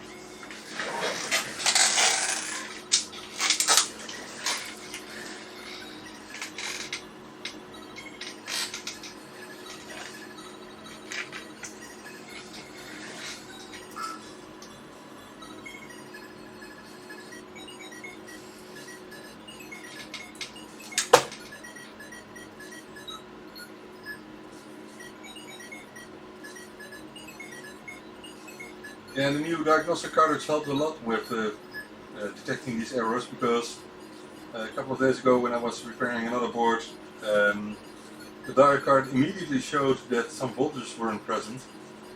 The 5 volt was present, but the other ones weren't, so that's immediately a sign of a defective tier 4 and 5, and maybe a couple dead lower end chips, causing the defect in the power transistors. Right, so my best guess is that the board is correct. And by the way, I also replaced the voltage regulators, these are, so with the cool Traco power ones. I always do that with refurbishing boards, and I always also heatsink the ULA chip and then remove the socket. But please tell me, sir, if you're using this board in the plus case because of the wire, then the socket doesn't need to be removed, and it would save time, of course, and of course some money. So let me know, but I will put on a heatsink anyway. But if you want to use it in a plus case, I don't think you have to remove the socket. I have to check that if that's for sure. But anyway, fortunately your cat can't scratch me from here. So let's see what it does now. We'll change cams again, so you can be a witness of this test. Let's first do this, and it boots up completely. That's good. That's fine. Now let's test it with the diode cartridge, and I really hope it doesn't continue to reboot now, but there's no reason for that. So I expect it just to go into the diode software, because the ROM was causing the issue. Yeah, it's going into the diode software. It's detecting the 48K ROM, so that's good. Doing all the RAM tests now, so I think this board is done. And of course, every one of your fixed boards will get one of these refurbishment and repair stories booklets, because I do all the tests that are in here, and I like doing performing these tests. It's a cool way of knowing exactly what's done with your board. So I will write it in the book, of course. We'll make some notes in a second. So this board is done completely. The only thing I need to know is if it fits in a plus case. And I don't think I have a plus case in my neighborhood at this moment. There are a couple in the crates there, but... Okay, it goes in a Spectrum Plus case. Yeah, it works. So that one is fixed. Not only the ULA chip is getting hot immediately, so that's with all ULA chips. So last thing I want to do is check these 3 parts here. I want to make sure if they work or not. I'm almost sure that the lower end chip is not working, but let's just test it anyway. And on a board, of course, because this one is not socketed anymore. And I need to find out if indeed we do not have to remove the socket when we are going to put it in a plus case. So where do I leave all the plus cases here? Over here. So I hope I can share this with you, because it's quite important to know if it fits or not. Oh, there's a connector in the way anyway. So if I put a heatsink on it, is there still enough space? And the problem is we cannot see if there's enough space in here, but let's find out what is the best way of doing this. Well, what I can see is, let me show that. What I can see that the white plate here is almost completely, it's 1 millimeter lower than the top shell of the case, you know? So it's also a small bit in the case, and if you put a ruler next to the ULA chip, you see there's plenty of space. Let me do it this way. There's enough space above the ULA chip for a heatsink, and there's still space for airflow to happen in there, and that's the important thing. So there must be some space for airflow. That's what we want. That's what we need. So let's put on the heatsink on your board. And I will put it again in this case to see if there's enough space. Let's first get the ULA chip. Oh, sorry, the heatsink. I mean, where did I leave the heatsinks? Sorry for my big face. Where's my stack of heatsinks? Ah, I messed it up. I put it somewhere here. It must be somewhere. But it's over there at the other side.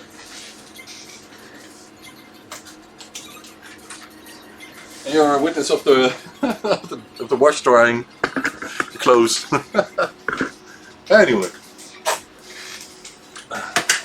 don't make comments about that. I work in my house, as you all know, so it's no secret. Just don't make fun of it.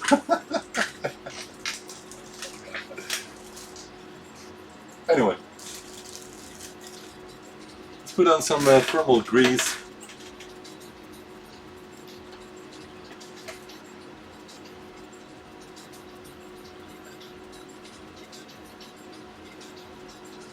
And I told people that I will buy other stuff because this stuff dries out quickly. It's no problem if it's on the chip already, but it's a problem to put it on a chip.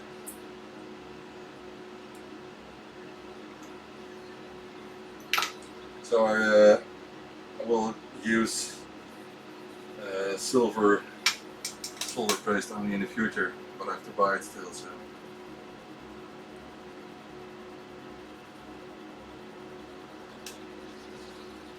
It's a bit too much. Now I have to remove some. It's really too much. Let me just remove a bit. Okay, this is better. Okay, let's get the chip out.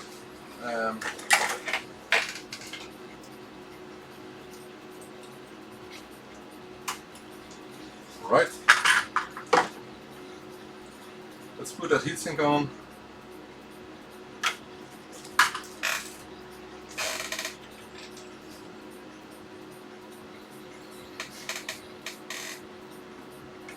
And always press it hard so the thermal paste is spread out evenly.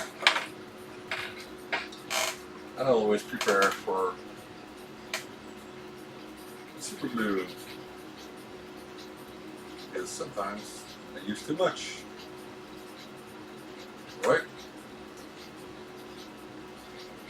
I wonder what other people use, by the way, because I use super glue to adhere the heatsink to the ULA chip to make sure it's fitted correctly, tight. But I wonder what an iron does actually. Maybe it just uses thermal pads or something that glue themselves. I'm not sure.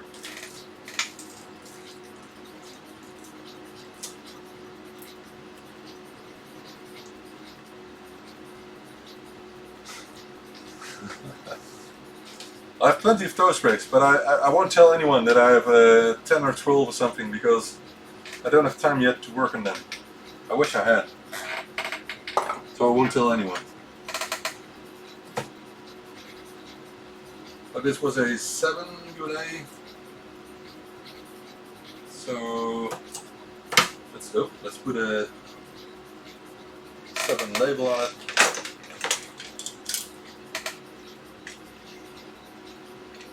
So we still know that's a 7 ULA chip underneath there.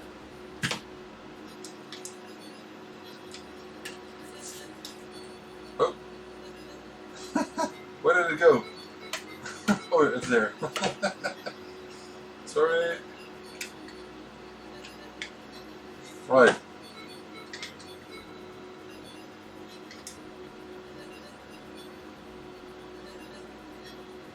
So there's a label on it so you can see which type of ULA chip it is, because it's not visible anymore.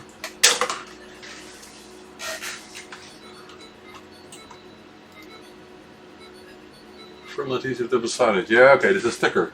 But the sticker adds thickness as well, don't you think? Maybe it's no problem when you remove the socket, but I would be careful with adding more thickness to it. So there's still plenty of space. Let me see if I can show you. There's plenty of space between the ULA chip and the liner, the ruler here, you can see, and that's enough for a plus case, I think.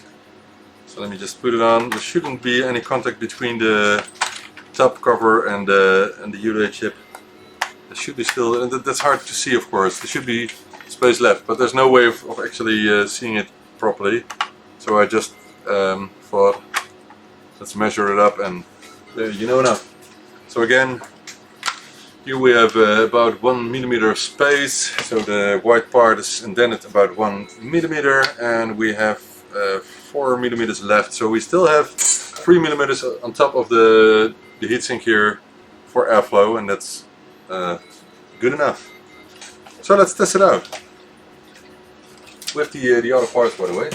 It's pretty thin, okay, and okay in the plus case, but obviously for rubber key. But Tony, if you remove it from, if you remove the socket, does is the sticker not too thick for a rubber case then? I hope not. It sounds cool. Maybe it's a good idea.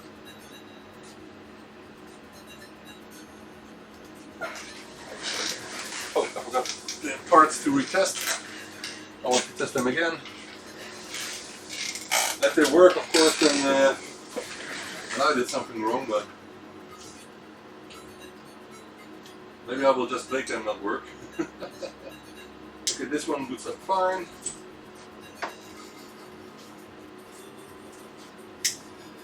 And this one doesn't. You can clearly see there's something wrong with the CPU, so that's no issue at all. So that's for sure. Now let's test the ROM again.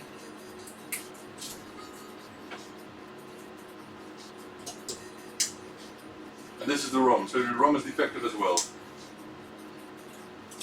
So we indeed have at least 2 defective parts, and I guess the first one we can test it on my board. The lower run chip is dead as well, because we saw that from the voltages. But let's test it again. And it could boot, by the way, or maybe it does boot because all the other chips are okay here in this board.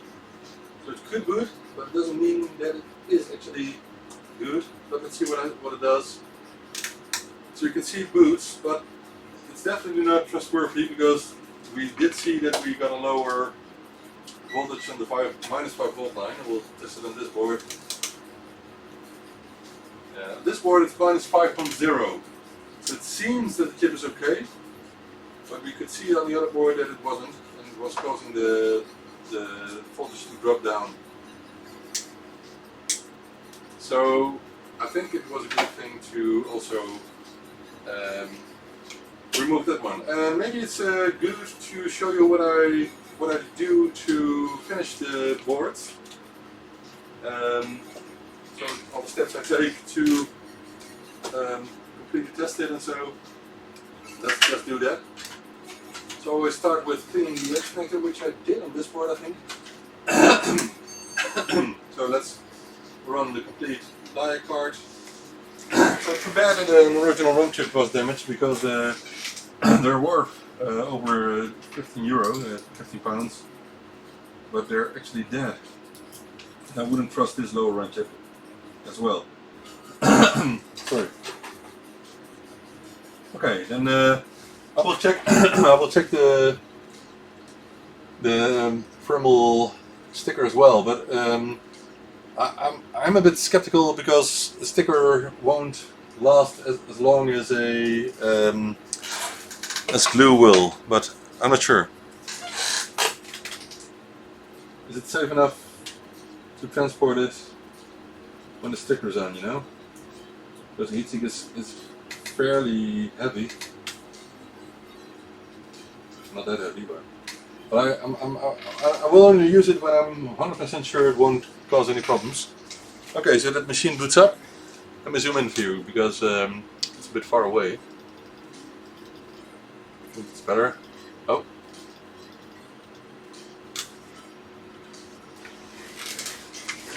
Okay. So let's finish this. So first, today is the 14th. What is this? This is Caesar's issue 6A. We finished this board, refurbishing this board on 14 August 2019. Did we need to perform any repairs? Yep. IC8 replaced, ROM defective, replaced, Z80 defective, replaced, and let's just say that 7805 replaced with Traco power. And that's it, I think.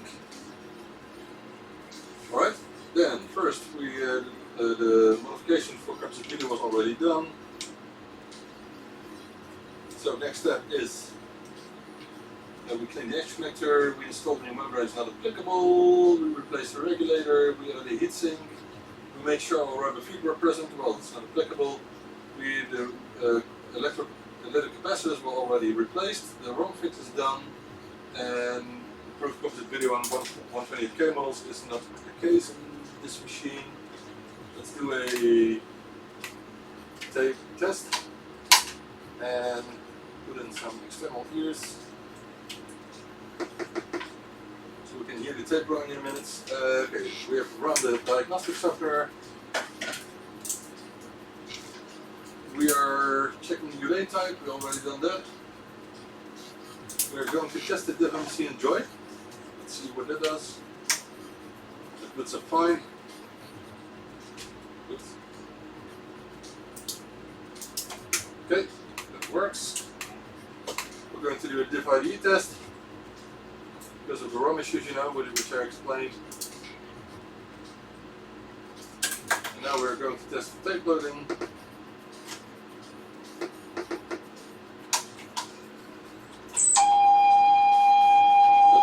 Fine. We're going to test the speaker by listening to it. The speaker's okay. We're going to test the keyboard, so we're going to stop tape loading just because that works. Testing all the keys.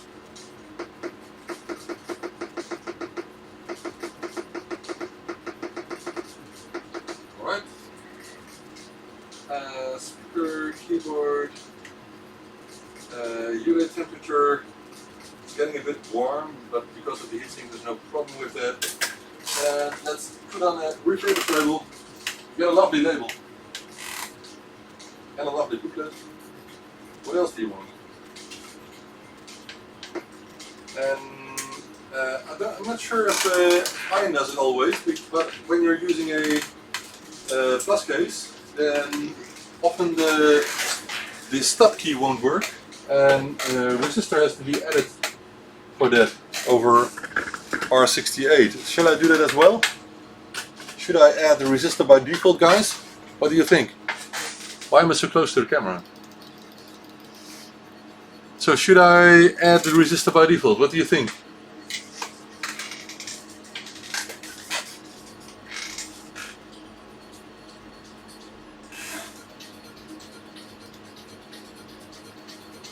You're talking about cars. I'm repairing a computer and you're talking about cars. No problem then. Go on. I will added 22k. This is not 22k, this is 22 ohms.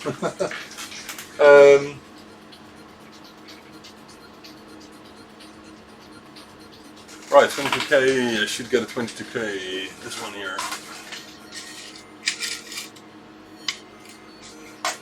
I always use these old school resistors because it's easy to read the color values, and that's important because if you by accident get the wrong case with the wrong resistors, then you can see on the resistor that you're not doing it correctly.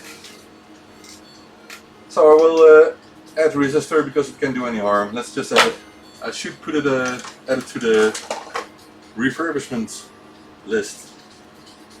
I haven't done it yet. I think I will in the future, near future.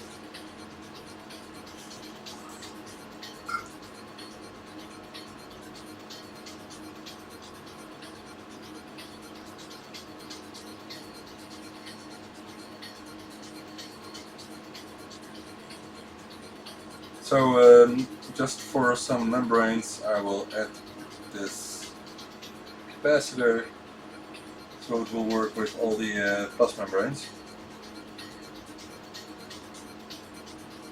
Of course, if you add something like this, you have to test the keyword again. So we will do that now. Button is ready.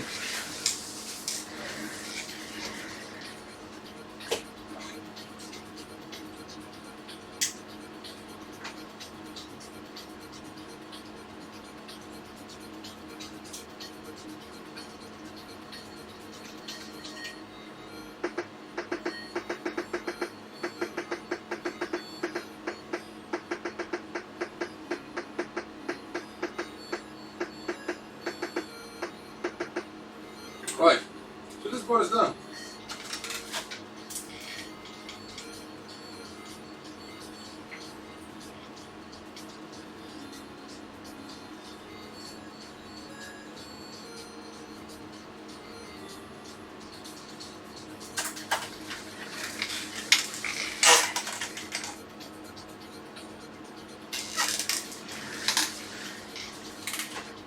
Let's put it in a static bag.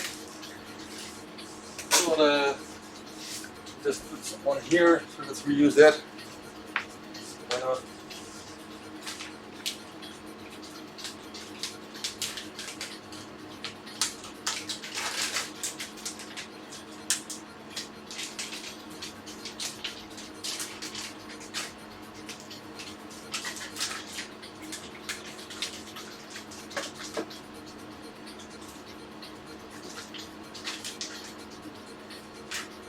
Right. So one done. Oh, label's getting loose. More to go. So this one is already Cesar. That's the first one. Let's put it here in your box, so I cannot forget that's all from you. And let's get to the next.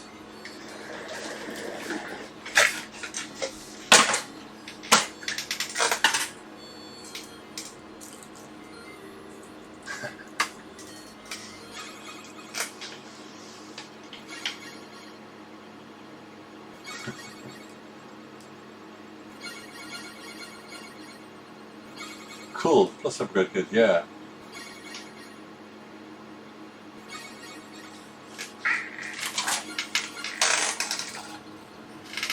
Oh, and these parts go with the board.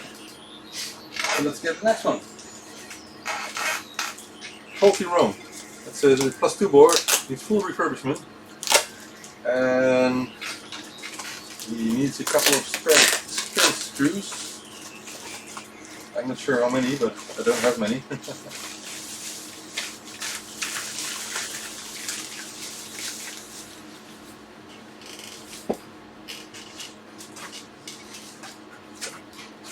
will reuse this one as well, why not? Okay, we have a +2 board and there is one 48K board. I think I will first do the 48K board.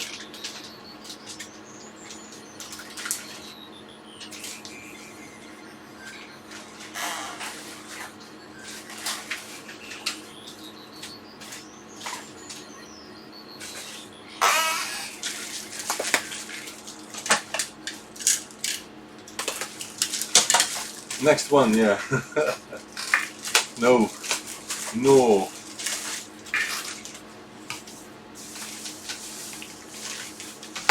But when they finish the first batch of this extract from Next, then they're allowed to say that they can work on the next.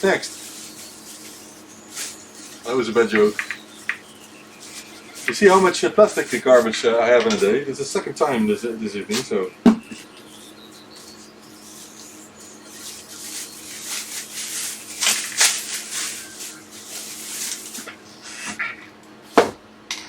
Right. Diagnostic doesn't boot. Fault the CPU. The same as the previous one, but. Okay, it needs a central screw, that's no problem. What was the other one? Did I just throw away? Does it say anything? No, it doesn't say anything about screws, no problem. Right. So, let's see what this is about. It's not an issue 6A, it's issue 4 or 3, I have to check. It's in issue 3 because it has his 6-type relay. Yeah, it's issue 3, so okay. It's cool, there's almost every part is socketed, but there are some different kinds of types of lower RAM chips, and I don't like that, so I might replace those. It's not necessary, but it looks better. And if these work, then maybe I will get out the sockets, because there's a blue socket in there. There's a blue socket. That looks ugly as hell, if you ask me. So I will most probably get it out. It seems like the RAM has been upgraded, because I can see some wires that are not original, and there are sockets that are from the factory, as far as I can tell. So the question is, what this one does. It needs all the capacitors replaced still. Needs a other 5 volts regulator, so we have to do that. And other than that, let's test it out.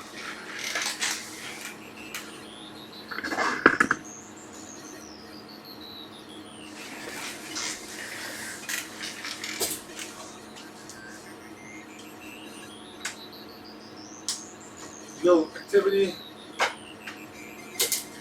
Let's clean the edge connector first.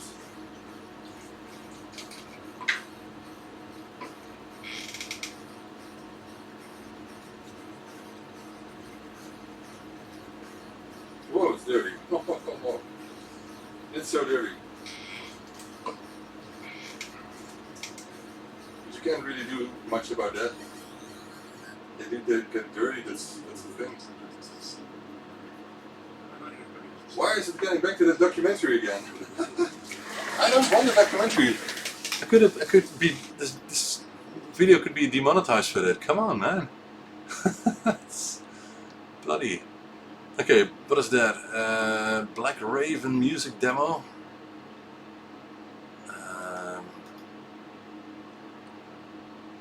Is it something?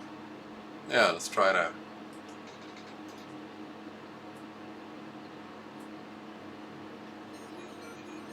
Okay, we have music.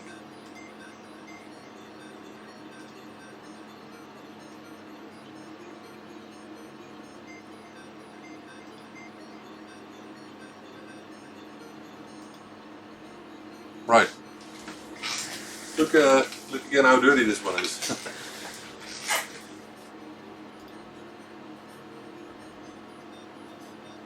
It's black. It's really black.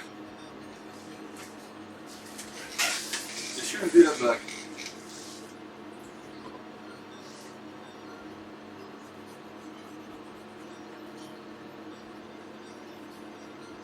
Even with the second cleaning attempt, it's still black.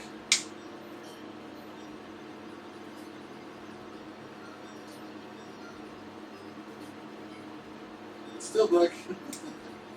Come on. Get clean, dude.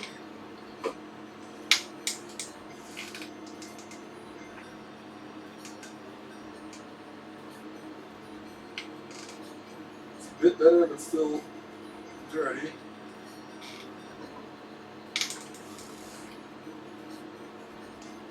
We're done now. It's about okay.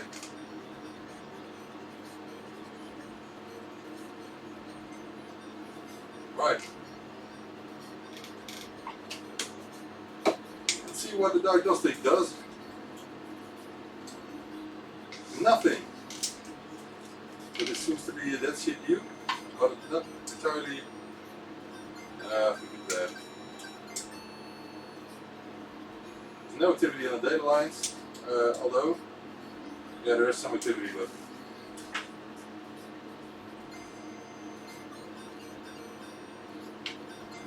I also have the feeling that one of the lower run chips is getting warm. So what I want to do is first replace the the voltage regulator again.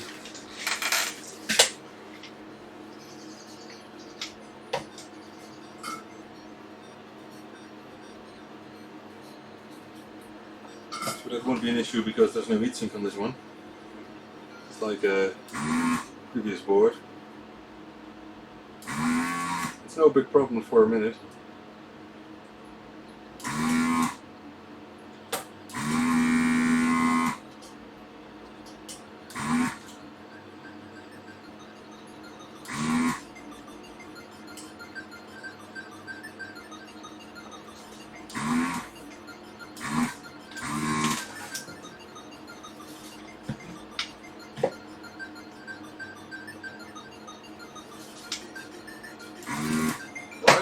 Clean. Let's put in a tracker power.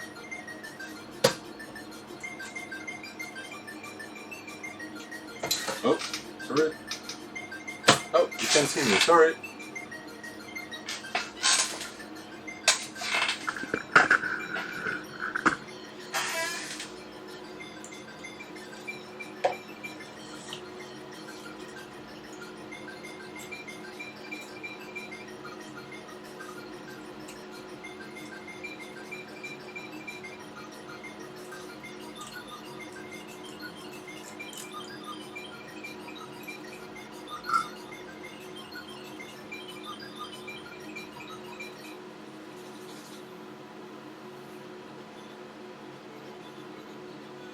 Right, tracker power is in. And first let's do the same as with the other board. Let's check the voltages because maybe there's a similar issue, you don't know.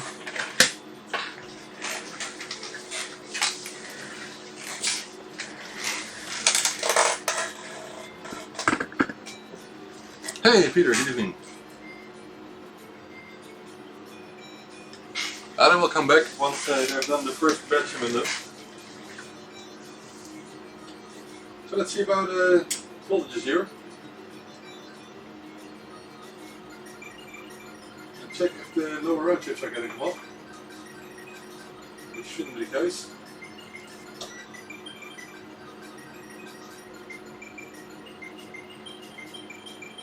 They feel a bit warm, so I'm not sure.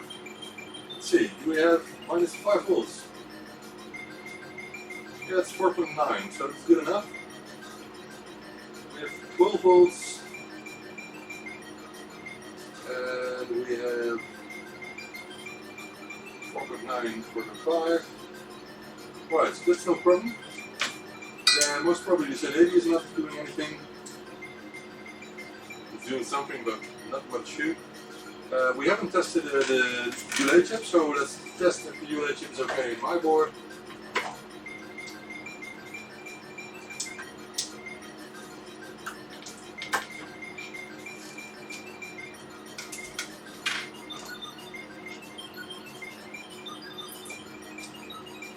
Yeah, the ULA chip is okay. No problem with that. Right. So, the first guess would be indeed the Z80. Although there could still be some other potential causes for this. But since it's not doing anything, yeah, I'm a bit doubting. But it is the best guess for now, so let's get out the Z80.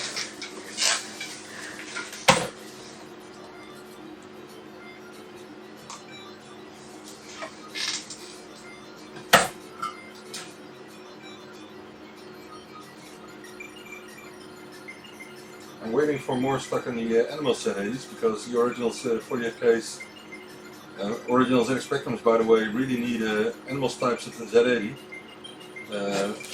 I always thought that the CMOS versions also worked, and they often seem to be doing that properly, but that's only without any interfaces connected.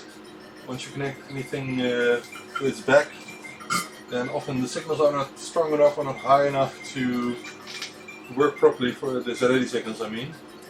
And the only solution is getting a NMOS Z80. So either an NEC1 or SGS or something, or just a modern Z0884 NMOS type. And modern is a big word because they're not made anymore, I guess, but they're still available in thousands on eBay and brokers for, what is it, a couple of euros.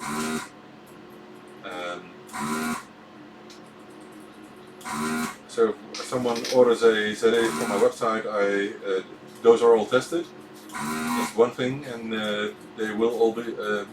I will only sell the animal types because that way I know that they will work in both original ZX Spectrums and in clones.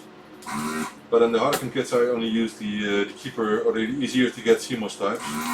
And the NMOS types are also quite easy to obtain, but they're a bit more expensive and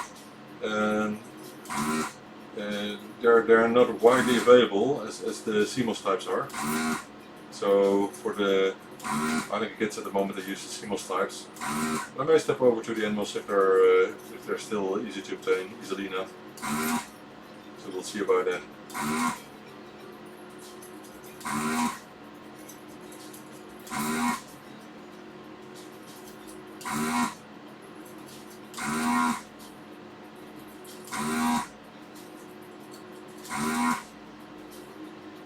Now you know why this desolder handgun is clogged up as much as it is at the moment, because I remove so many chips from boards that it will from time to time get completely filled up.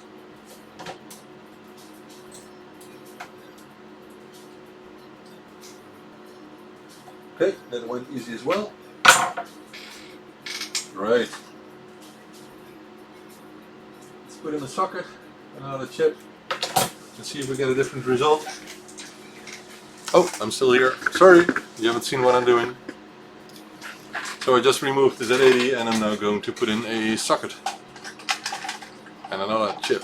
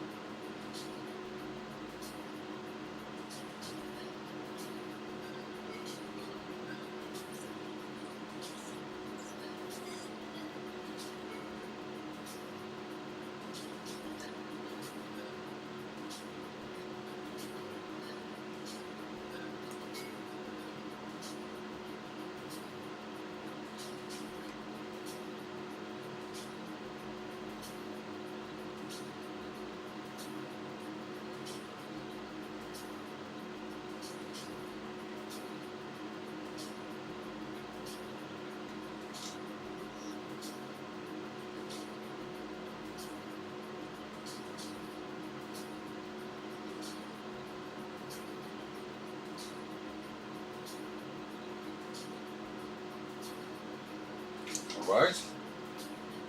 I really hate the solder. It's so frustrating to work with. It's not it's good for connectors and so, but not for smaller parts. I think I need to clean it a bit.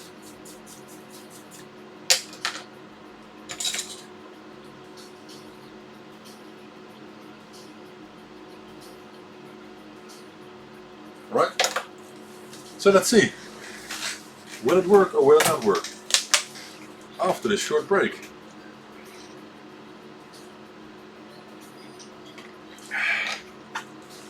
If you want to support me, then please go to zxspectrum.shop, find something you like, get it into your cart, and use PayPal for your payment. And I will be very happy with that.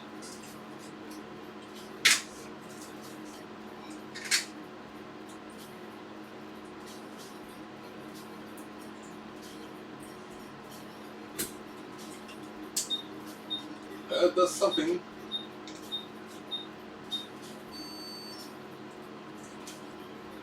Need to clean the video output connector a bit. Oh, and you can see on the picture that it has its original capacitor, so that needs to be changed. But CPU was indeed defective. It seems that all RAM is working just fine. Yeah, so it's completely working now. So next thing is replacing the capacitor, of course. Oh. Why am I bumping this box every time? Alright, so first let's get the back camera back. This one doesn't work, unfortunately, but I have a working replacement. What's on there? No, let's clean up. Give me some water.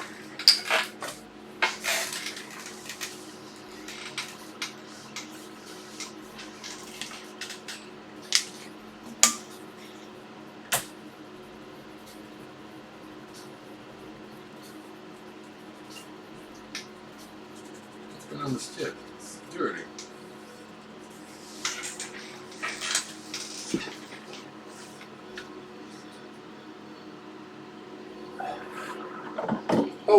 I'm wondering, maybe some of you can help me. I use this to clean stuff from time to time because alcohol dissolves stuff, but this stuff just cleans it. But what is it called in English? In Dutch it's called wasmachine. But I really don't know the English word for this. There's a French word for it, but can anyone help me out with that? What's benzine in English? I really am curious. Tell me.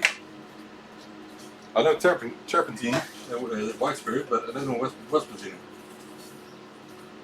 You know, Mark?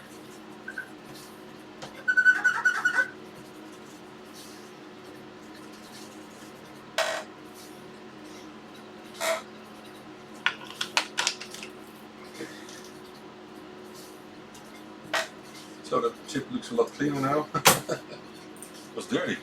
I'm not sure why. Anyway, so first, a couple of things I want to do. I want to replace the ugly looking lower RAM chips by good looking ones. Not because it's necessary, but just because it looks better. White gas? White gas, yeah? White gas. And so first I'm going to test these chips and then I'm going to remove the sockets, but because it just looks so ugly. Okay, do I have the same types? These are the low types and I have plenty of the...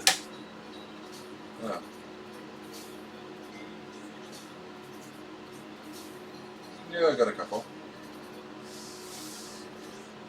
They're not exactly the same, but close enough.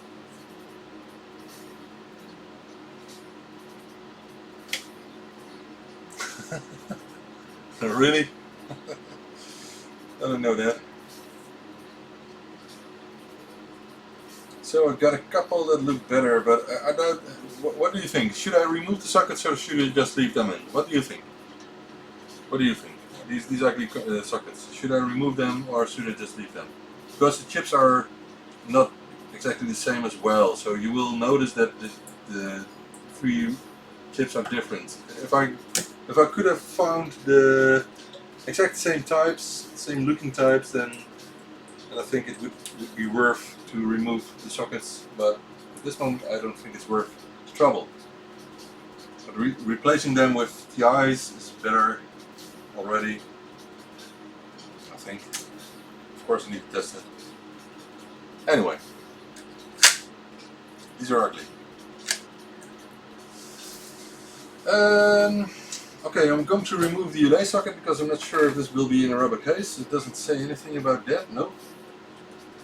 This is a 6 type, so let's remove the socket. The sockets or the chips as well? What do you think, Peter? Could leave the chips in. They look so ugly.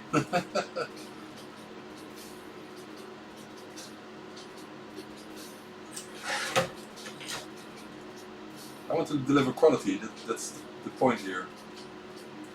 And the aesthetics are important when it comes to quality as well. That's what I think. Could be exaggerating here, of course, but...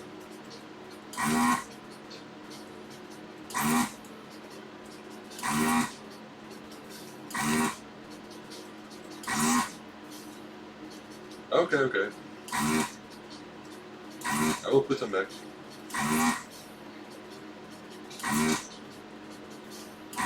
That's the point, where you can see things from different perspectives, you know.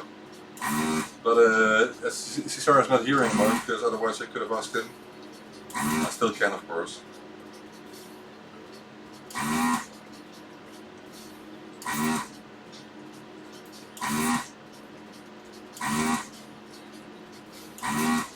So since this one is was probably going into a rubber case, I will remove the relay socket and add a heatsink. Then we will replace the capacitors, and then this board is done. I think my evening is done as well, because I need to spend some time with the family. But I do like doing this, especially when you guys are talking a bit.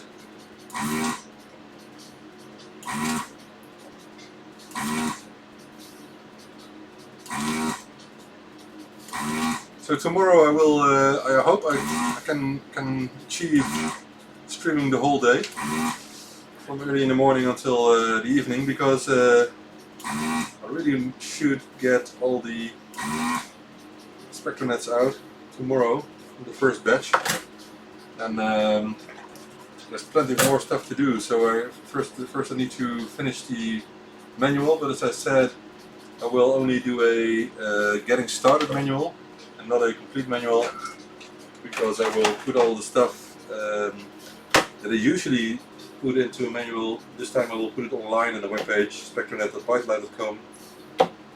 So updating that will be a lot easier, because if you get a manual with lots of details and lots of things are added throughout the next weeks, then I think people might miss all the updates. Hence I will direct them to the webpage and ask them if they could check it out from time to time. And I may also create some sort of mailing list, maybe, if people could be interested. Because I could send out updates by email and direct to the webpage as well, of course. But only if people think that would be a good idea, because if people are not interested, then I won't do that.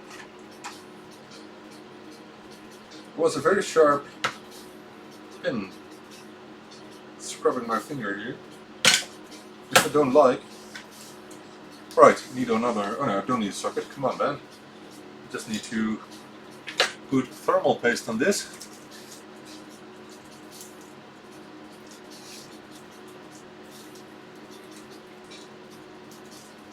Come on.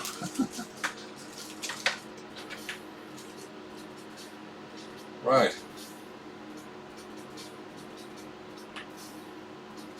Oops. again. It's the second time, man. Don't put too much on it. And now let's get a heatsink. This is 6 type.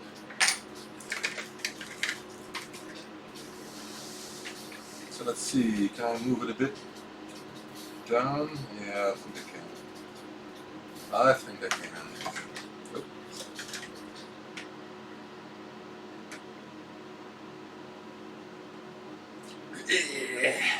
Press it very hard because I want to have the thermal paste everywhere.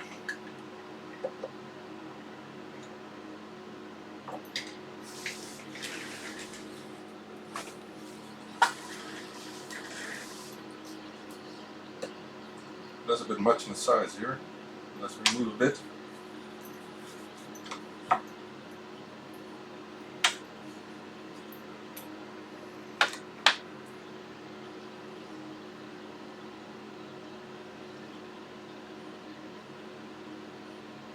Oops.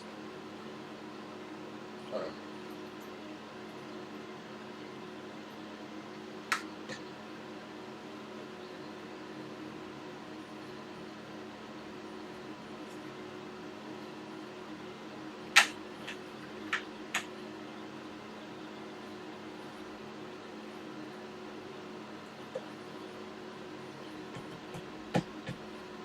Yes. Right. I'll leave it dry for a second.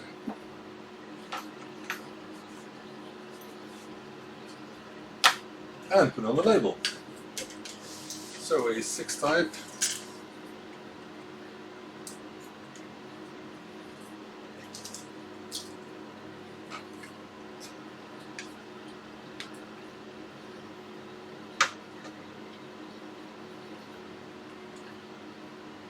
Alright.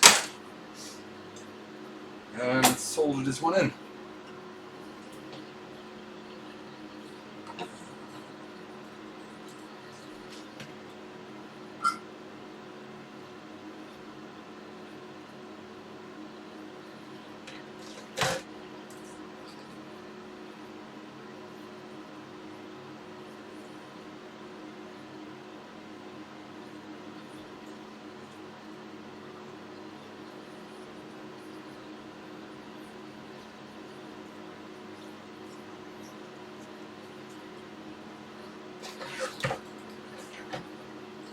Right.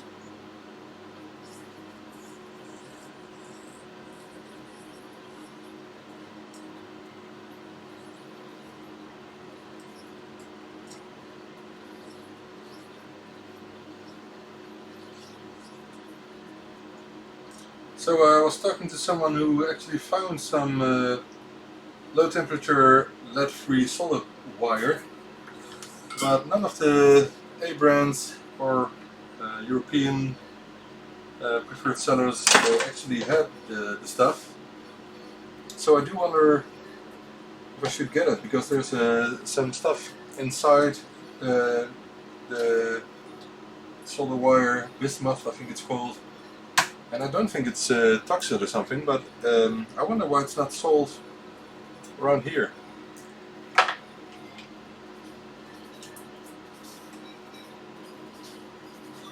Alright, so let's do another test, and after that we will replace the capacitor.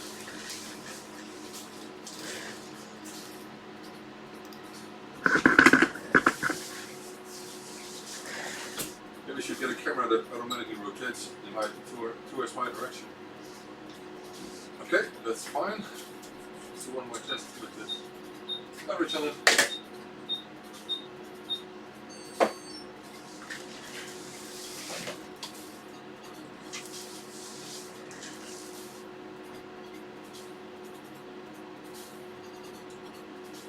Alright. Time for a capacitor swap.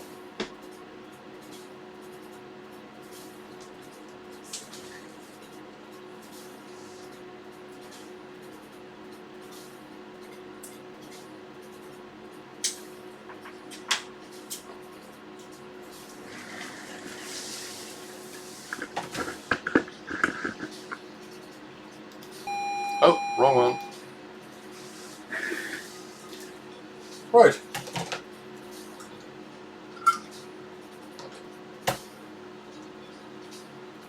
We're getting there.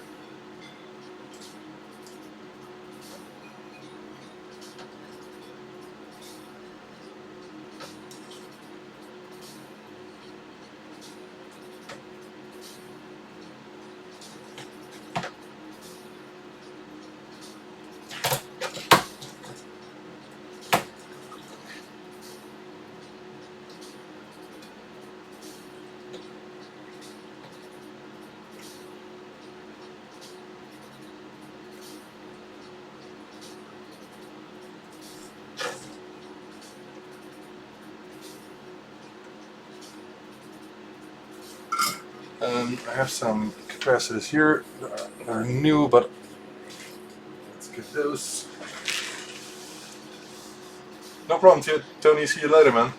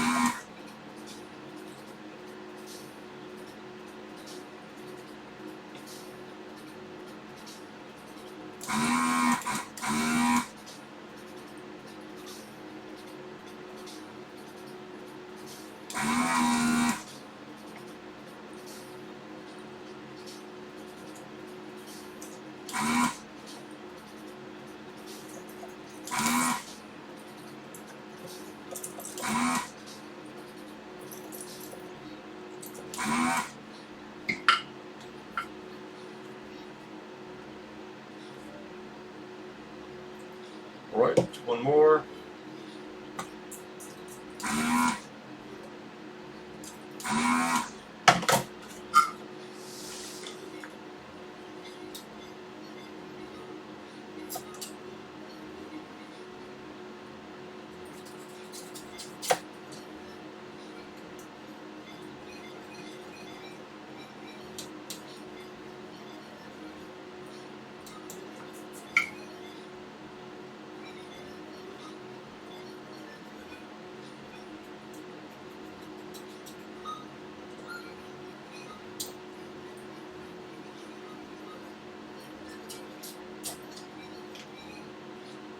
Right.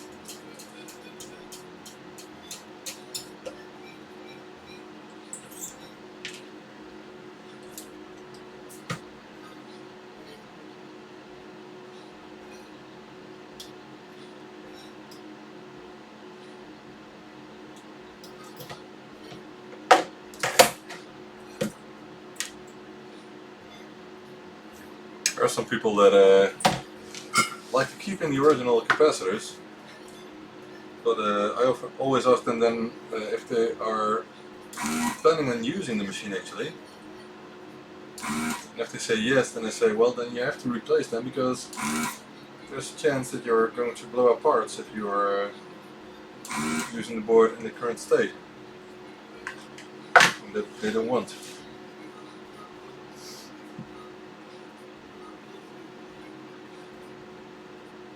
Yeah, well, leaded solder is not a problem at all. I always have used the Stenol solder wire, but I really need to get over to lead-free solder because of the CE certification as a business.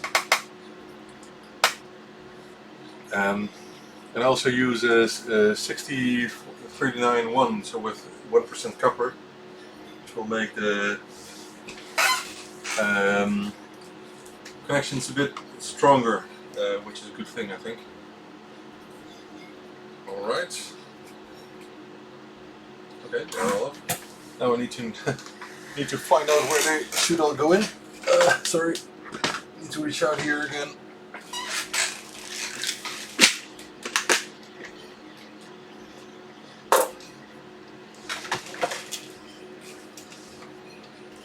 So, let's put in all the correct capacitors again.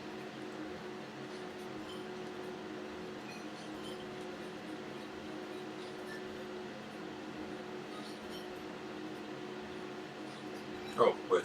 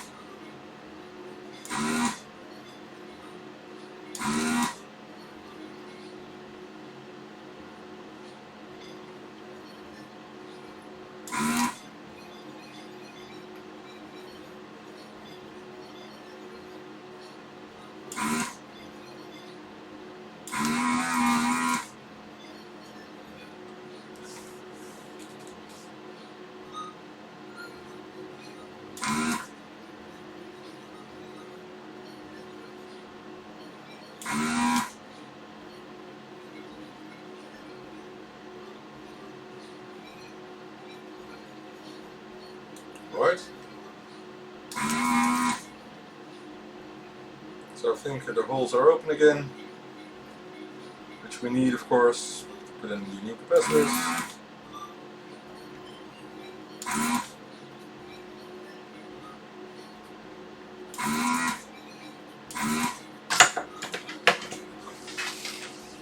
Right. So, first one. 100 microfarads.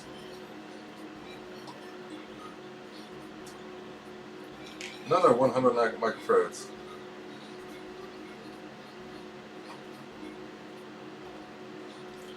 Uh, 22, but first let's put these.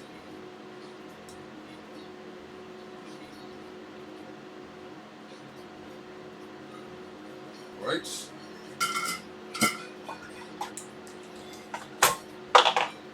Then I need two 22s.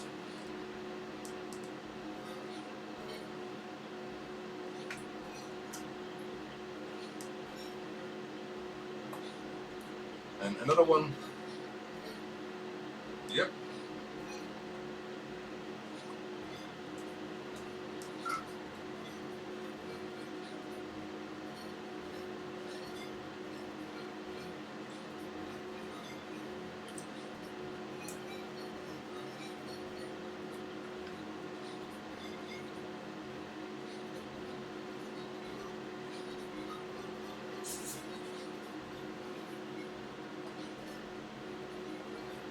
Right.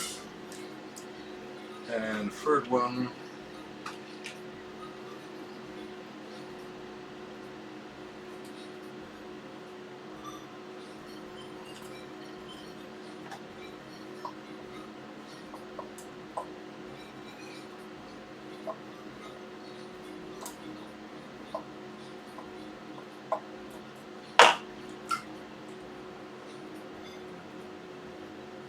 Right. Then, two more 22s.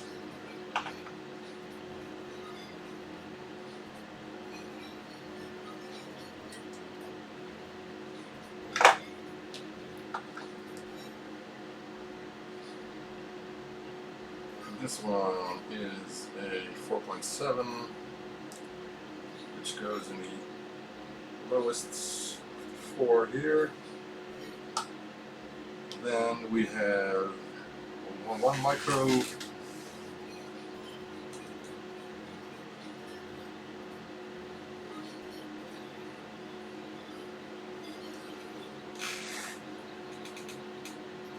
Right.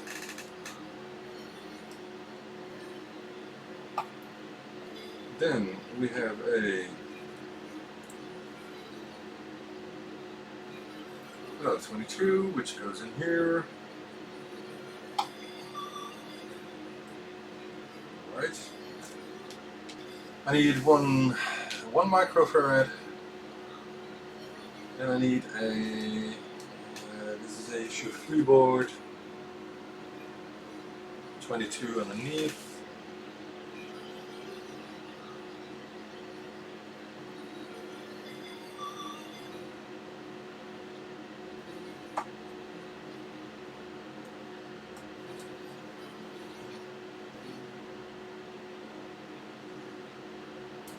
Right. Which one is this one? Yep, it's a 22.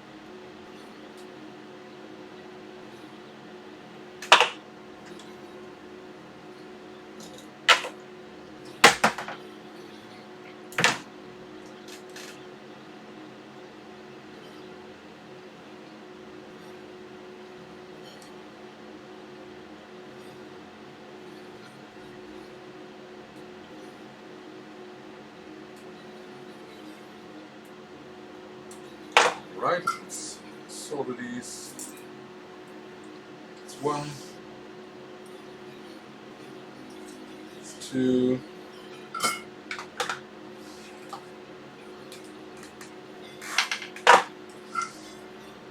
3,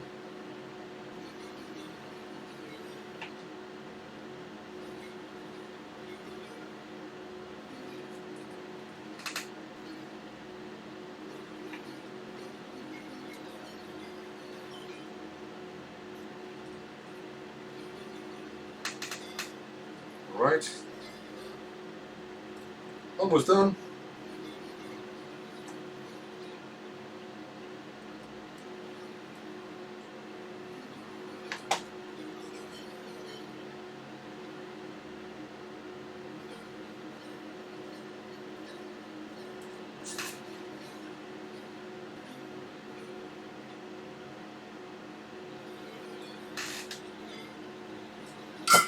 Okay.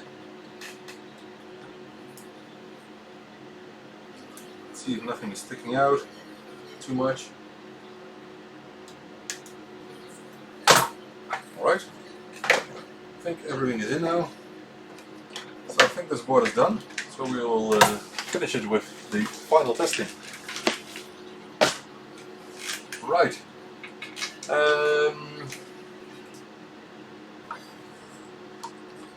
Okay, transfer screws, no problem. Let's see. Yeah, let's get this way. Or the camera again.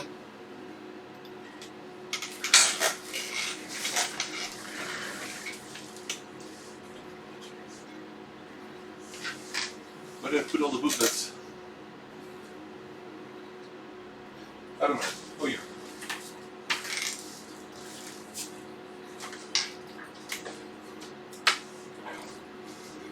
Right, so this is an issue 3.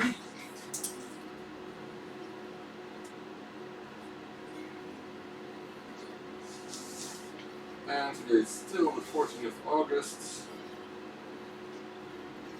What did we do? We replaced the lady. Swat 7805 for a Straco power. What else did we do? We moved relay circuit, this heat sink. Right. I already cleaned the connector. Composite video was already done. membrane because there's no keyboard. Replaced the regulator, yep. We added the heatsink. We made sure we have a keeper present, which isn't the case here. We replaced all battery capacitors. We performed the ROM fix. Yeah, we need to do that. So this is a board with the neck ROM in it, which needs to have the small modification to make sure it will work with the ByteDelight interfaces, because without it will not work. I could show you, if you guys want me to show you what happens if I would attach to the ByteDelight interface. Now is your chance to say, show us, because in a couple of minutes I will do the modification. You don't have any proof after that in this video, because I have proven it already. Just tell me if you want to. Do you want to see what happens if you use the ByteDelight interface without the NEC ROM fix? Show us then. Why do you always ask, Peter? Alright then.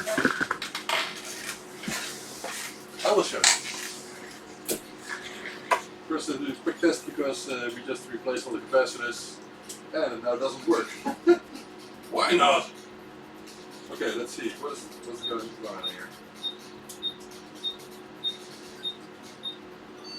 Something is wrong. Let's see what the problem now is. And then we will do the ByteDelight test. I think it was just one of the lower wrenches, you just push it. No, that's no problem. Let's do it again. It will work. It will not work. It will work. Okay, that's odd. What is this? Oh, I see it.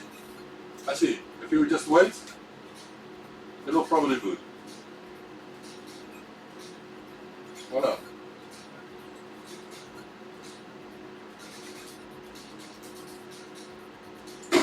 Oh, sorry.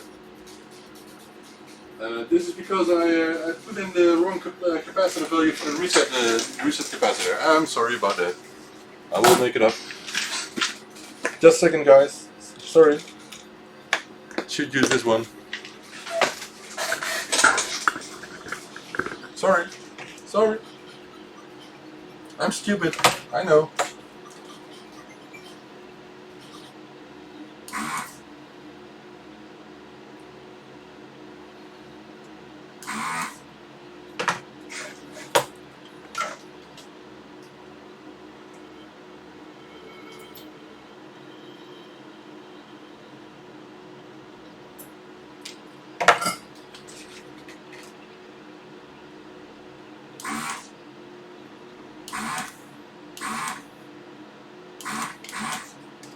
So what I will do with the solder wire is, for repairs I will use the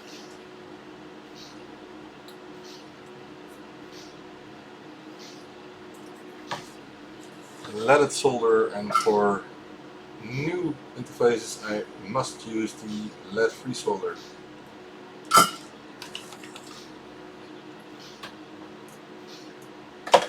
Okay, it should work now without any problems. Let's do that again. I will zoom in a bit.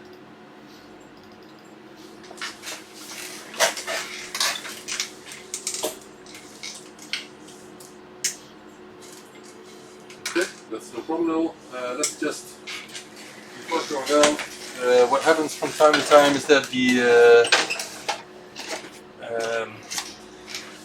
video output connectors are oxidized a bit. So I will clean that up,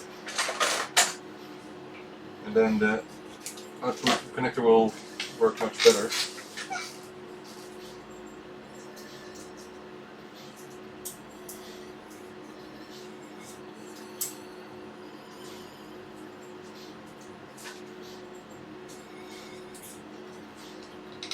And I even sometimes put just a bit of solder underneath the connector to make sure the contact with the plug is good enough. Just a little bit.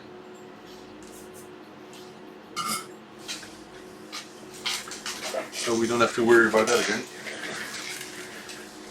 And it should mean that we don't have any issues with it too much.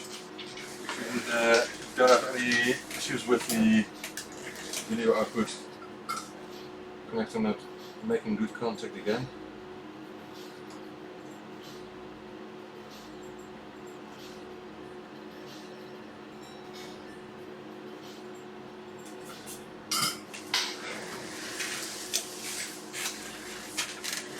Is it there?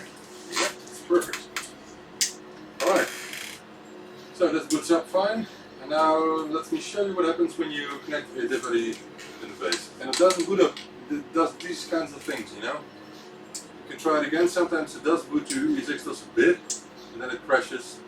But the cause of this is, you can see it does all kinds of strange things. And this all depends on the NEC room that does not come back quick enough to be used by the diff MMC. Oh, sorry, diff ID interface. So let's get another 2 diodes here. And after that you will see that it's working properly, and that's because the low power state of the NEC room is not enabled anymore. And it's always on the so-called high power mode, but really that's not much. No one bothers about that.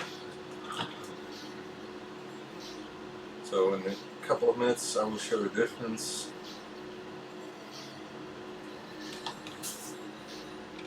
Hence I always test the body interface with refurbished boards.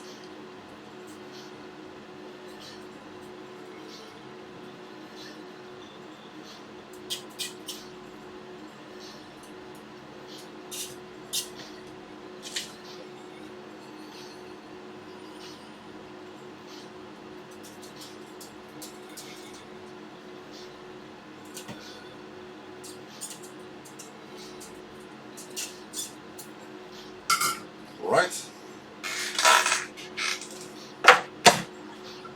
almost done. Let me show you again what I'm doing here. So I just removed those 2 wires here, board wires, and I'm going to replace them by 2 diodes and a resistor to combine 2 select signals into one, which will only enable the outputs of the EEPROM and will not disable the EEPROM anymore, causing all the problems here.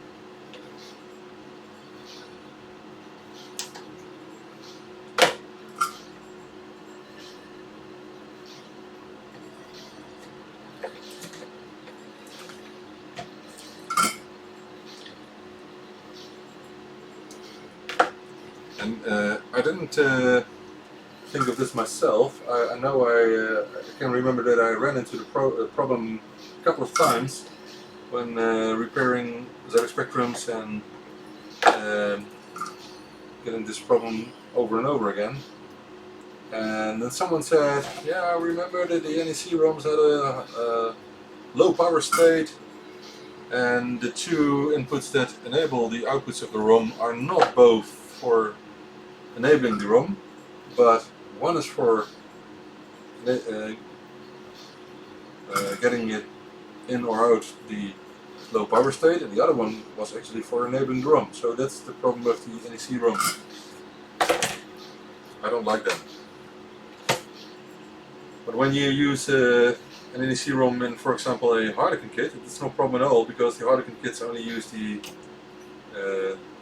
select or enable signal and never put it in low power state as well. So that's all okay.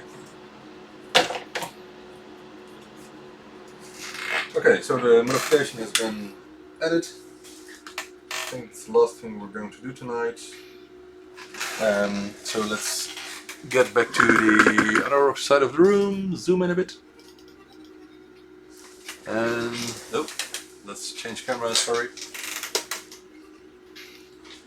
Okay.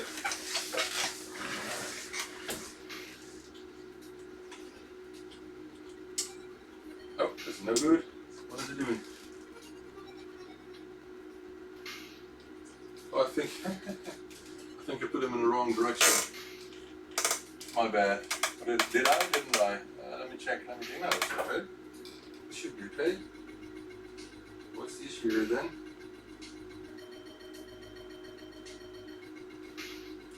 Or did I create a short here? I think I created a short. Yeah, I can see I created a short. That's my bad. Yeah, it shouldn't be there. Sorry. Sorry for the waiting.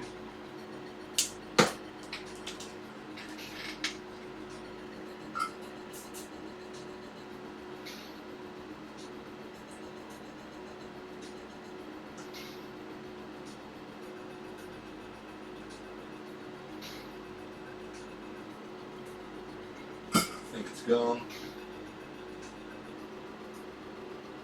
It's hard to see.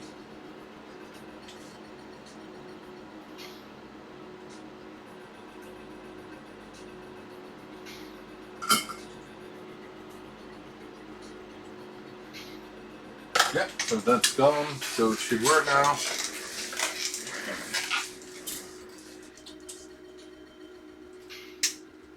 Alright. Now if we connect the device interface, it will just boot up just as it should. And it will fire up the ByteDelight introduction. Which I think is cool, because you can see the logo. I like that. Sorry, I just like that.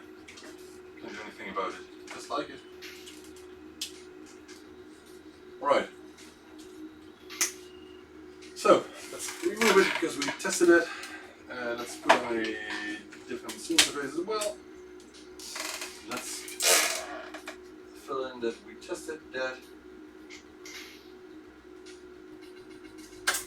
Next thing is to do another test with the die because of all the changes we did. Whoa, whoa, whoa. I can hear it. Sorry, man.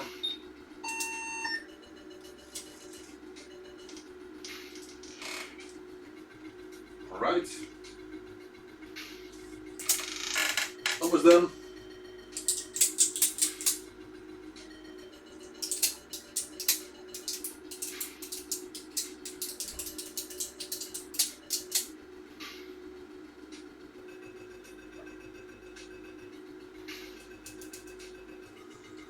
Okay, this is just perfect.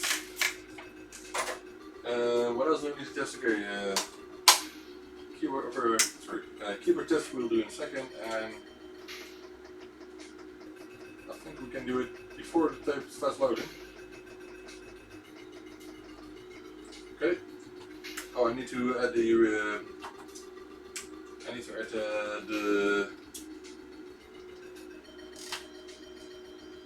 resistor for the keyboard. Speaker is okay, keyboard is just tested, relay temperature, no problem at all, and recurve label is on already.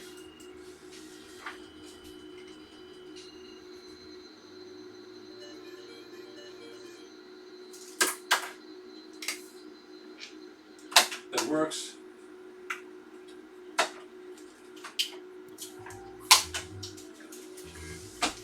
Oh, here LGR. I don't want that because I can get demonetized for that. Alright, and maybe I should stop autoplaying when I do that, some things like that. Anyway, let's zoom out. We can do it without music for a couple of minutes, you know. Alright, so the only thing that needs to be done now is to add the 22 kilo ohms resistor for the keyboard. And then this board is done as well.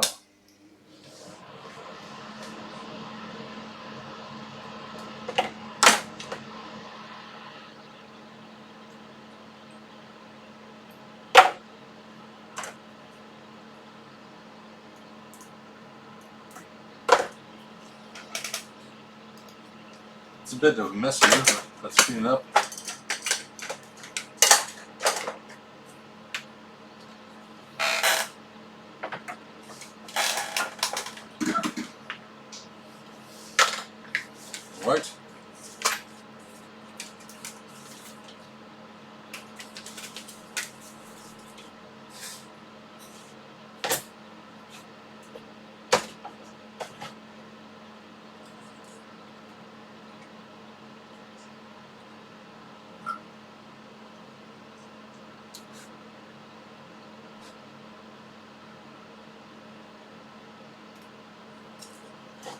R68.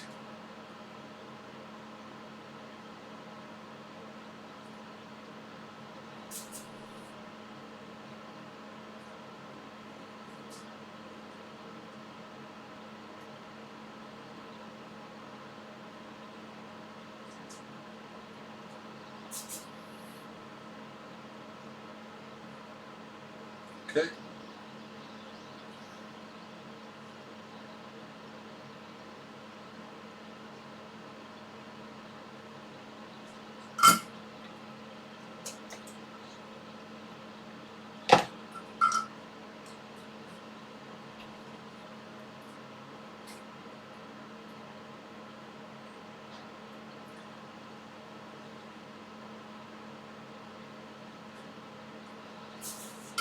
Right, so that's connected.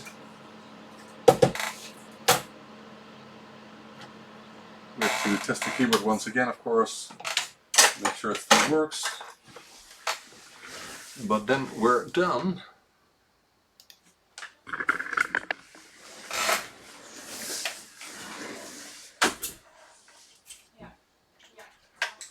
Right.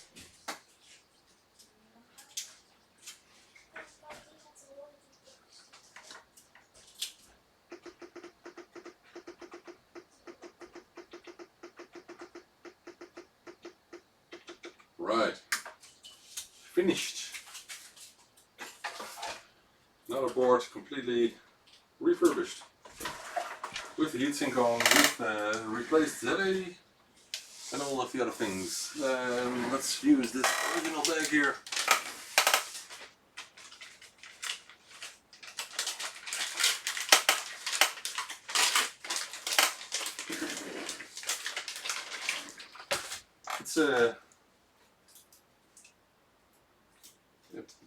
It's cool to do.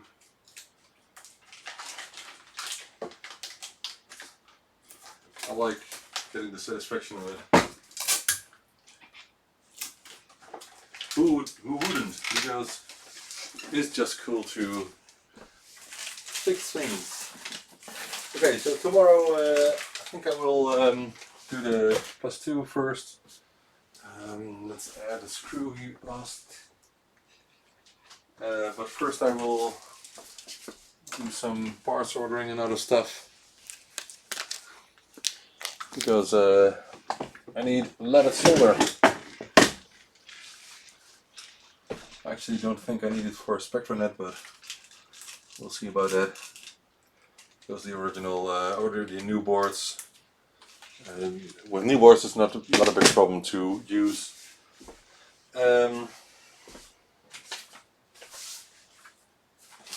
Then unleaded solder. So okay, but for this ones we do want that. Right. I like supplying the defective parts with the repairs, because people can always check for themselves that the parts are indeed defective. So let's power this up here. We'll do some more cleaning up tomorrow, but it's a good habit of getting your workplace completely cleaned up before you start a new day, I think.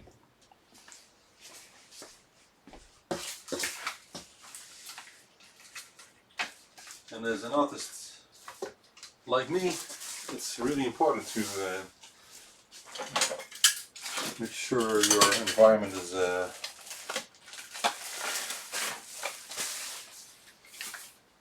peaceful. Right, so enough stuff laying around for tomorrow.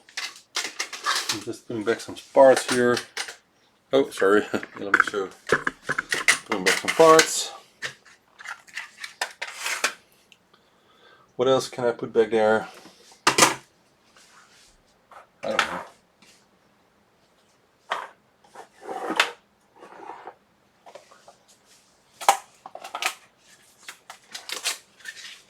So now I'm filling up.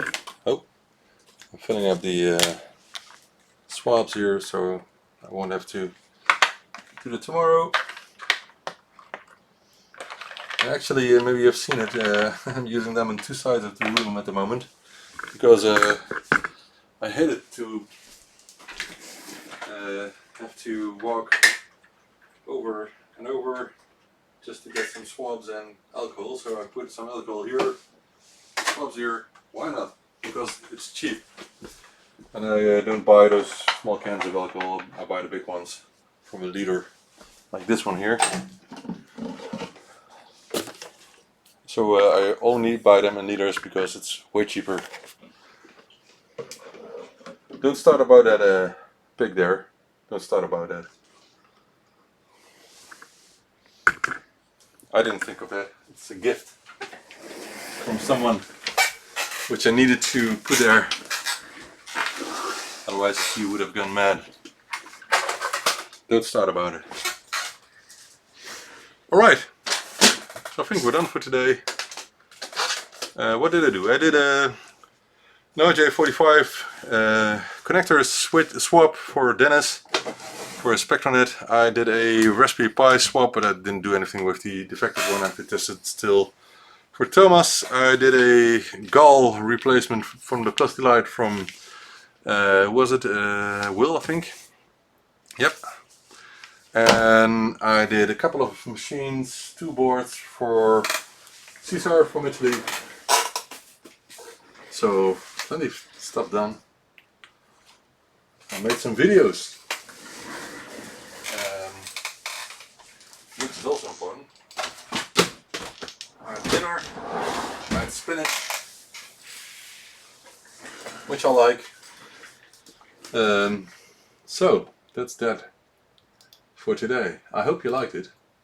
Let me know, and if you do like it, then don't hesitate to get over to zxspectrum.shop and buy some more of that cool new stuff for your ZX Spectrum. I also have merchandise like the big YouTube channels, but it doesn't sell that much. I have the big posters, Eat, Sleep, Repeat posters, of course. I have some smaller posters, but I didn't want to offer them in the web shop because of copyright infringement. Because I made some photos from Jetpack ROM cartridge and some other stuff. I don't think Sinclair will like that, so let's not put it in the web shop. And what else do I have? Oh, soon I still have to make them time, you know, the coasters, which I use every day for my Chris Wilkins mug, for example. These are cool. They don't make much noise, as you can hear. Okay, they make a bit noise, but because of the cork, it's quite soft landing. So I like them, and I think people will like them because these are boards from products that I still sell. Although most of the time those are older revision boards, and so the older boards aren't as efficient as the newer designs. Otherwise, I wouldn't have revised them. Anyway, that was it for today. Tomorrow again I will order some leaded solder, which I hope will come in on Friday then, and that will help me finish Cesar's stuff, because he still is a disciple. Let me unpack that, because it's the most beautiful interface ever, if you ask me.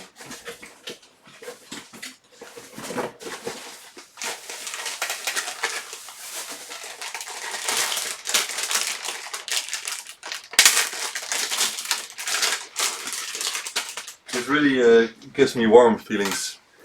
The Disciple interface is just the best designed interface, if you ask me. I don't know anything else that is good looking as this one. I don't know why. I'm not. Everyone knows I know I'm a geek, so that's not a problem. But anyway, Disciple is just so nice to see, and there are 2 joystick ports and the parallel port, and oh no, this is the parallel port. What is this? The floppy port, of course. Duh.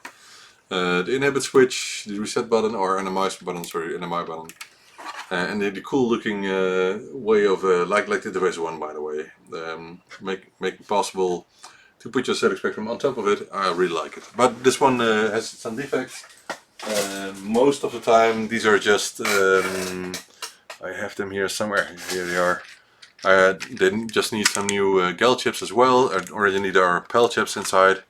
I have a couple of original ones here as well with the colored dots on it. And also, most of the time you need new switches, buttons, so I can replace them as well. Sometimes you need a new regulator, but that's not often the case. Anyway, I really like it, and I wish more people would like it as much as I do, because I grew up with it, and that was the best time I had in my life. Toast rack with a Disciple disk interface. What else did you want back then, you know? But nowadays I just have everything. And I keep filling up my storage space, and I really don't want to move again to a bigger one, because it's big already. And if I would have to move to a bigger one, I really don't know how on earth I will ever get all the stuff sorted that is in the storage. So let's not do that. Let's just focus on producing new stuff, doing some repairs. But I still have a lot of repairs to do behind the trash can here. The ByteDelight trash can, as you can see. Are some more crates with stuff to repair for Mark, for example, and some other people. For Bart from the Home Computer Museum and some other stuff. I really need to work on that. So I hope I can, tomorrow I can do the batches of SpectraNet. I guess I will not finish that in a day, because making 20 interfaces in a day is already a lot of work. But also I need to finish some new production for people that not only order the SpectraNet interface, but also order some other stuff like Pro 1, ZXHD, and the shelves are getting empty again. And why? Because I sold a lot today and yesterday, and oops, sorry, the cable's going off. So the shelves are not completely filled at this moment. So it's really a lot of work. But fortunately my wife and my kids are heading over to their parents, grandparents. So for me that will be an easy day.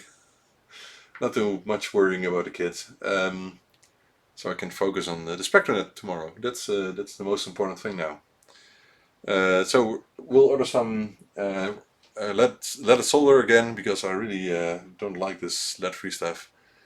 I will do the +2 tomorrow morning, and I will work on SpectraNets. That's on the menu for tomorrow.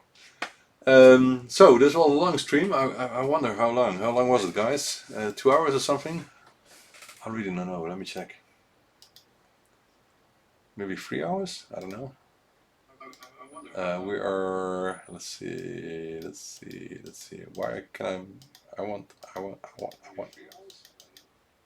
It doesn't want me to move inside of the stream. That's odd. I can't see how long I'm streaming.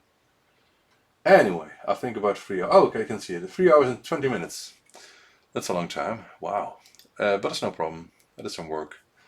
I had lots of fun. So we'll see you tomorrow, guys. Thank you for watching, and have a good evening. And where is the off button? It's